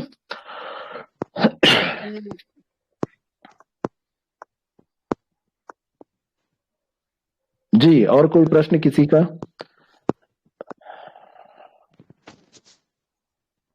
सब लोग सोने लगे क्या? सर खाना वाना खाए कि नहीं खाए हैं, हम ही लोग ले रहे हैं। नहीं, हमारा एक्चुअली 9 से, आपको मैं बता, हाँ क्वेश्चन पूछिएगा। 1 मिनट, मेरा 9 बजे से सेशन रहता है, तो मैं 8:45 बजे तक खाना खाता हूँ, 10 मिनट फिर वो उसे मैं तैयार करता हूँ, फिर 9 से 10 मैंने सेशन लिया है, 9 से 9:50 तक, और फिर 10 बजे से आपके साथ हूँ। तो मैं 9 बजे से कंटिन्यू हूँ, 3 घंटे 5 मिनट मुझे बोलते हो गए, 10 मिनट का बीच में ब्रेक रहा है 9:50 से 10 बजे तक। सर आपने अपना पिछला रिकॉर्ड तोड़ा है, लास्ट टाइम आप 2.5 घंटे थे। अच्छा अरे हमारे रिकॉर्ड बड़े तगड़े तगड़े। हाँ, तो उसको सर कहते हैं इरिटेट हो जाता है, अगर गलत लिख दो, पता है साथ गलत हो जाएगा, तो क्या छोड़ देना चाहिए उस कंडीशन में? वो बिल्कुल ना है, उसको छोड़ दीजिए। बहुत जैसे बिल्कुल नहीं आ रहा है उसको छोड़िए, लेकिन कोशिश करिए लास्ट में 5 मिनट बचाइएगा। और 5 मिनट में जैसे ये फुटकर वाले जो प्रश्न होते हैं, जैसे थ्योरी वाले में तो आप थोड़ा बहुत इधर उधर लिख सकते हैं, लेकिन जो जैसे मुहावरे का अर्थ, पर्यायवाची, विलोम, संधि विच्छेद, उसके प्रकार, है ना, समास, ये सब जो मतलब ग्रामर वाले जो पोर्शन है, अगर उसमें कोई चीज नहीं आ रही है तो थोड़ी सी मुश्किल होती है। समस्या ये हो जाती है उसमें कि उसमें तो एग्जैक्ट जानकारी बिल्कुल मतलब बिल्कुल चाहिए ही जो लिखना है, तो उसमें कभी कभी आपको छोड़ना भी पड़ेगा। लेकिन अगर समय आप बचा ले गए, 10-15 मिनट आपके पास है, तो आप क्या करेंगे, उसको 10-15 मिनट, 10 मिनट बचा है तो सोचेंगे तो थोड़ा बहुत कुछ आएगा, और मिलता जुलता भी अगर लिख गया, जैसे कुछ आपने सोच लिया, जैसे कई बार ऐसा होता है, जैसे मैंने आपको उदाहरण दिया था कि आपको पानी का पता है और कमल का लिखना है, तो आपने बना लिया कि जो जल में होने वाला, तो जलज लगा दिया। एक ये तो आपको पता है, लेकिन एग्जाम्पल देने के लिए तो कुछ हमको चाहिए ना, इसलिए बता रहा हूँ। नीर आपको पता है, उसमें जा लगा दिया तो नीरज हो गया, यानी कि नीर से जो उत्पन्न तो कमल होता है। अम्ब आपको पता है तो अम्बुज हो गया, है ना। ऐसे पंकज है कीचड़ में जो हो, इस तरीके से तो कुछ दिमाग ऐसे काम करने लगता है, वास्तव में ऐसा होता है। आप इसको करके देखिएगा, या कल ही करके देखिएगा, मतलब कोई पेपर उठाइएगा और उस पर सोच के देखिएगा, कहीं से कोई क्वेश्चन उठा लीजिएगा और देखिएगा सोच के कि कुछ सोच पा रहे हैं। जैसे दुर्गा जी के मान लो पर्यायवाची शब्द पूछे गए, खास करके जो हिंदू धर्म को मानने वाले लोग हैं, इसमें बहुत सारे लोग हैं जो इस्लाम धर्म के हैं, हो सकते हैं वो भी है, लेकिन उनको भी मैं ऐसा नहीं कह रहा हूं, नाम तो उनको भी पता होता है। तो आपको कोई श्लोक याद आ गया, किसी की कॉलर ट्यून आपने सुनी है और उसमें जैसे श्लोक में दुर्गा जी के बहुत सारे नाम हैं, तो वो इत्तेफाक बस याद आएगा कि दुर्गा जी के इतने नाम हो सकते हैं। आपने पढ़ा नहीं था, लेकिन आपने कॉलर ट्यून सुनी थी या कोई गाना सुना था, कोई भजन सुना था, ऐसा ऐसा कुछ भी, मतलब जैसे टीवी में आपने देखा था, मूवी में आपने देखा था, तो वो दिमाग, देखो आपके अंदर सारी चीजें ये रहती हैं। जैसे अवसर पाके बहुत सारी चीजें आपको नहीं पता है कि आपके अंदर हैं। जैसे आप नॉर्मली गाली नहीं देते हैं, बहुत सारे लोग हैं जो गाली जो है वो किसी को नहीं देते हैं, लेकिन जब कभी बहुत गुस्सा आती है या ऐसी ऐसी स्थितियां आ गई, गुस्सा आता है और ऐसी स्थिति आ गई कि बिल्कुल आप कंट्रोल नहीं कर पा रहे, तो अपने आप वो निकल जाती है। तो ऐसा नहीं कि आपने तैयारी की है, बचपन से आपने उसको रटा है, वो अंदर है आपके, क्योंकि आपने सुन रखा है। ये एग्जाम्पल मैं इसीलिए दे रहा हूँ, ये एग्जाम्पल इसीलिए है कि वो आप गाली की कभी तैयारी नहीं की है, कोई कोचिंग नहीं की है, ना घर में आपके दी जाती है, लेकिन अचानक आप दे देते हैं, है ना, बिल्कुल अचानक से निकलती है, देते हैं, सब लोग देते हैं। कोई लोग मुंह से बोल के सुना देते हैं, कई लोग अंदर अंदर ही दे लेते हैं, और ऐसा होता है। और खास करके आजकल तो नॉर्मल होता जा रहा है, जब से ये सीरीज और ये सब दुनिया भर की चले, उसमें बड़ा ओपन दिखाया जा रहा है। तो मैंने ये एग्जाम्पल इसलिए दिया कि वो अंदर थी आपके, बस उसका प्रकटीकरण आप नहीं कर रहे थे, और समय आने पे वो प्रकट हो गई।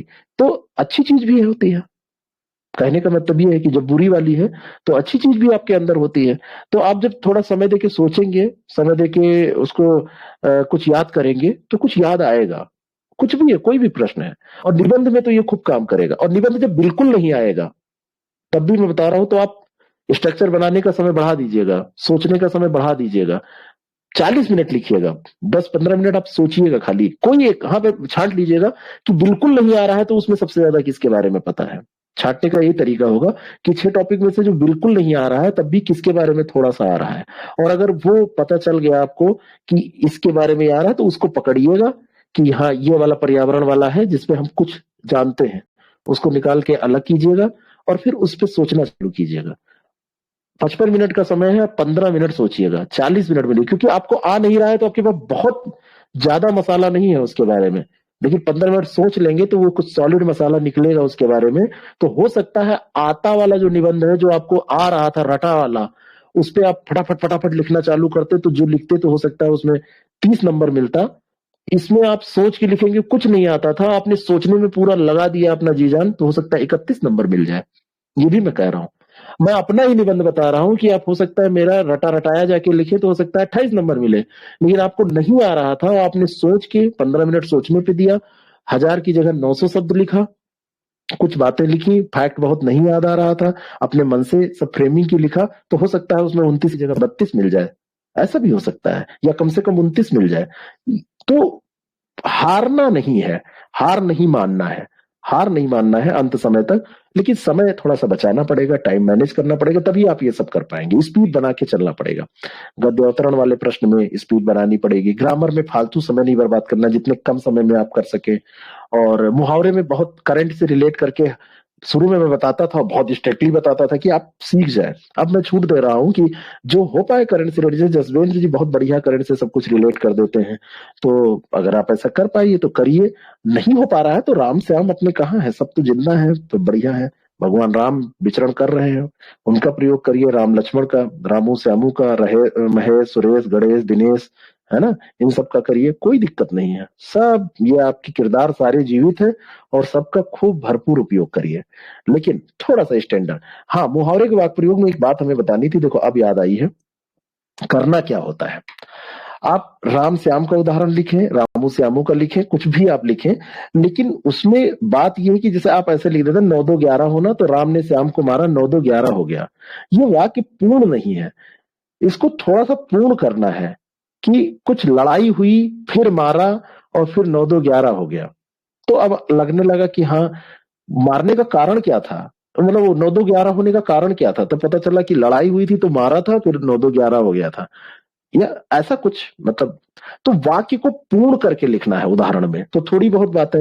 और जैसे कल एक बात हुई थी, मैं समझ नहीं पा रहा था बहुत देर तक, जो परसों वाला सेशन था, कि मुहावरे के वाक्य प्रयोग में दूसरे मुहावरा का प्रयोग अगर हो जाए तो मैं बड़ी देर तक मैं समझ नहीं पाया था। तो कोई दिक्कत नहीं है, हाँ, तो कोई दिक्कत नहीं है, वो आप उसको कर सकते हैं। वो मैं बड़ी देर मैं समझ रहा था कि मुहावरे का अर्थ मुहावरे में, जबकि बाद में जब सेंटेंस बताया गया तो मैं समझ पाया उसको। तो कोई दिक्कत नहीं है, ऐसा आप कर सकते हैं, लेकिन मुहावरे का अर्थ मुहावरे में मत लिखिएगा, है ना। उसका अर्थ सामान्य शब्दों में होना चाहिए जो आपने समझा, ठीक है।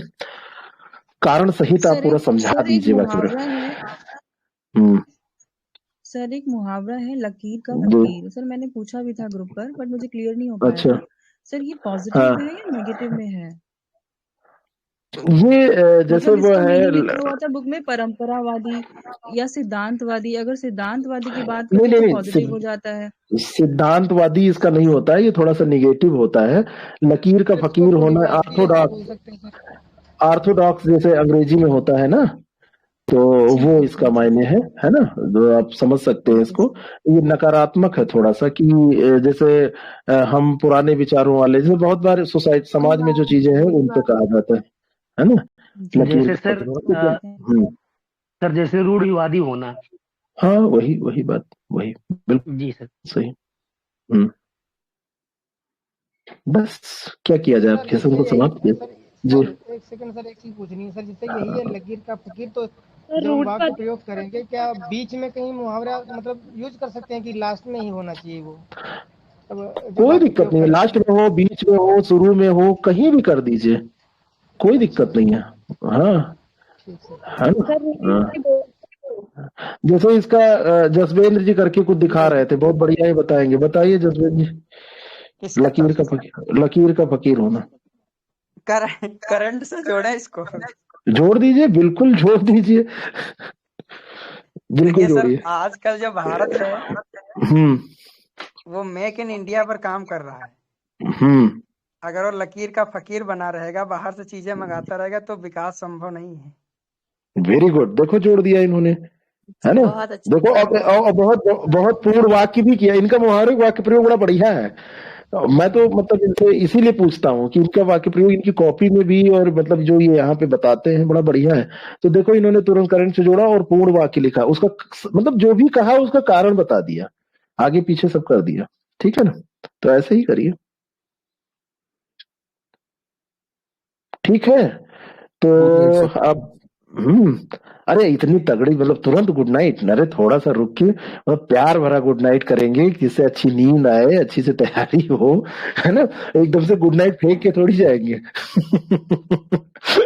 कहने का मतलब अब सेशन समाप्त किया जाए जी, ठीक है। तो आप सभी को खूब खूब खूब खूब ऑल द बेस्ट, खूब ज्यादा शुभकामनाएं कि आप लोग अंतिम समय पढ़ पाए। मैं बिल्कुल उपलब्ध हूं, मैं पेपर तक रहूंगा आपके साथ, और इस तौर पे, और पेपर के बाद भी मैं चाहता हूं कि ये जो ग्रुप बना है ये ऐसे रहे, वो सारी चीजें हम लोग डिस्कस करते रहें। कभी भी कोई वो हो, कोई ये 999 के सब्सक्रिप्शन तक इसको मत जाइएगा, ये थोड़ा सा दूसरे टाइप को इसको रखिए। और पद्धति वाले सर भी हैं अभी सर, आश्रम पद्धति वाले भी हैं। नहीं, वो तो रहेंगे ही, वहां मैं बिजनेस की बात नहीं कर रहा हूं, मैं ये बात कर रहा हूं कि आप लोग कम से कम कांटेक्ट में आए हैं तो रहें, और मैं तो आपके साथ रहूंगा ही। लेकिन ये जो 2-3 दिन है आपके, वो 2-3 दिन जो है वो आपके लिए बहुत कीमती है। इसमें बिल्कुल टाइम मत जाया कीजिएगा, अच्छे से खाइए, बीमार होने से बचिए किसी भी तरीके से, पेट भी ना दर्द करे आपका, और खाना भी आपका सुचारू रूप से चलता रहे। तो मसाले वसाले का कम उपयोग करिए, तेल मसाला, और पूर्ण नींद लीजिए कम से कम। अब अभी आप सो रहे हैं तो सुबह देर में उठिएगा, 7 बजे से पहले मत उठिएगा। और जो लोग घर वाले लोग हैं भाई, जिनको ऑफिस भेजना है लोगों को और वो सब काम करने हैं, तो उठना पड़ेगा, तो दिन में आराम करें और स्वस्थ रहिए। समय से आप जहां भी आपका सेंटर है वहां पर आपका रिजर्वेशन हो गया होगा, या जैसे भी जाना होगा अपने साधन से, तो उस समय से पहुंचिएगा। और मैं आपके साथ हूं, कोई भी जरूरत होगी तो आप हमको कॉल कर सकते हैं, ग्रुप पे मैसेज डाल सकते हैं, मुझे पर्सनली मैसेज कर सकते हैं। और बिल्कुल कोई तनाव नहीं होना चाहिए, जितना पढ़ा है वो सिलेक्शन के लिए काफी है, ये मानकर आप लोग बढ़िया से पेपर दीजिए। और ये पेन वगैरह जो है वो सब कल खरीद लीजिएगा, स्केल खरीद लीजिएगा, जो भी आपको करना है ये सारी चीजें आप खरीद लीजिएगा। और इसमें जो है मतलब पेन लास्ट के दिन बहुत लोग रख देते हैं कि लास्ट के दिन हम खरीदेंगे, लास्ट के दिन हम वो सब करेंगे, तो ये सारी चीजें सही नहीं होती हैं, वो थोड़ा सा लापरवाही करते हैं, ठीक है ना। तो ये सारी चीजें आप करके मेंटेन करके कल ही सब तैयार कर लीजिए, एडमिट कार्ड का प्रिंट आउट ले लीजिए। और जो भी जैसे कई बार ऐसा होता है कि हम कई चीजों के हम आदी होते हैं, आदत पड़ी होती है, और जब इधर उधर जाते हैं तो हमको नींद नहीं आती है, ये होता है। तो जो भी अपनी जरूरी चीजें हैं जिनके बिना आपको नींद नहीं आती, या ये सारी चीजें सब व्यवस्थित करके जाइएगा, क्योंकि ज्यादातर लोगों का सेंटर इधर उधर उनको जाना पड़ेगा, बहुत कम लोग हैं जो जहाँ रह रहे हैं वहीं पे सेंटर पड़ेगा। तो ये सारी चीजें पहले से माइंड मेकअप रखिए, क्योंकि कई बार गड़बड़ हो जाता है। और दूसरी चीज, जिन लोगों को जाके कहीं रुकना है तो बहुत खराब जगह नहीं लेंगे, पैसे थोड़े से ज्यादा खर्च होंगे। मान लो कहीं आपको रूम 400 में मिल रहा है, एक बात मैं एग्जांपल दे रहा हूँ, बाकी सबकी अपनी अपनी परचेजिंग पावर है, सबका अपना अपना तरीका है, मैं उस पर कोई वो नहीं कर रहा हूँ, लेकिन मैं इतना जरूर कह रहा हूँ, जहां पे 400 की जगह 600 खर्च करना पड़ रहा है, 600 की जगह 1000 खर्च करना पड़ रहा है, 1000 की जगह 1500 खर्च करना पड़ रहा है, जहां पे जैसा जिसका है, तो उस लिहाज से उसको खर्च कर दीजिएगा। और खराब रूम जैसे ले लिया आपने, अब वहां पे रात में मच्छर काट रहे हैं, या ऐसी जगह पे आपने ले लिया जहां पे खूब हल्ला हो रहा है, ट्रैफिक बहुत ज्यादा है, स्टेशन के पास ले लिया, आप सो नहीं पाए, तो ये सब प्रभाव पड़ता है। तो ये सब ध्यान देके आप काम कीजिएगा। शुभ रात्रि, आप लोग सोइए अब, या जिनको पढ़ना है। रात्रिचर प्राणी जो है, जिनको दूसरे शब्दों में उल्लू कहते हैं, तो जो उल्लू लोग हैं वो जगह, बाकी लोग हम ना आराम करें। हम आपके प्रोटोकॉल में अभी तक जग रहे थे। अच्छा अच्छा, ठीक है ठीक है, यानी कि इसमें कोई उल्लू नहीं है, सब होशियार है। ठीक है, शुभ रात्रि, good night. Good night sir, good night. नमस्कार नमस्कार नमस्कार।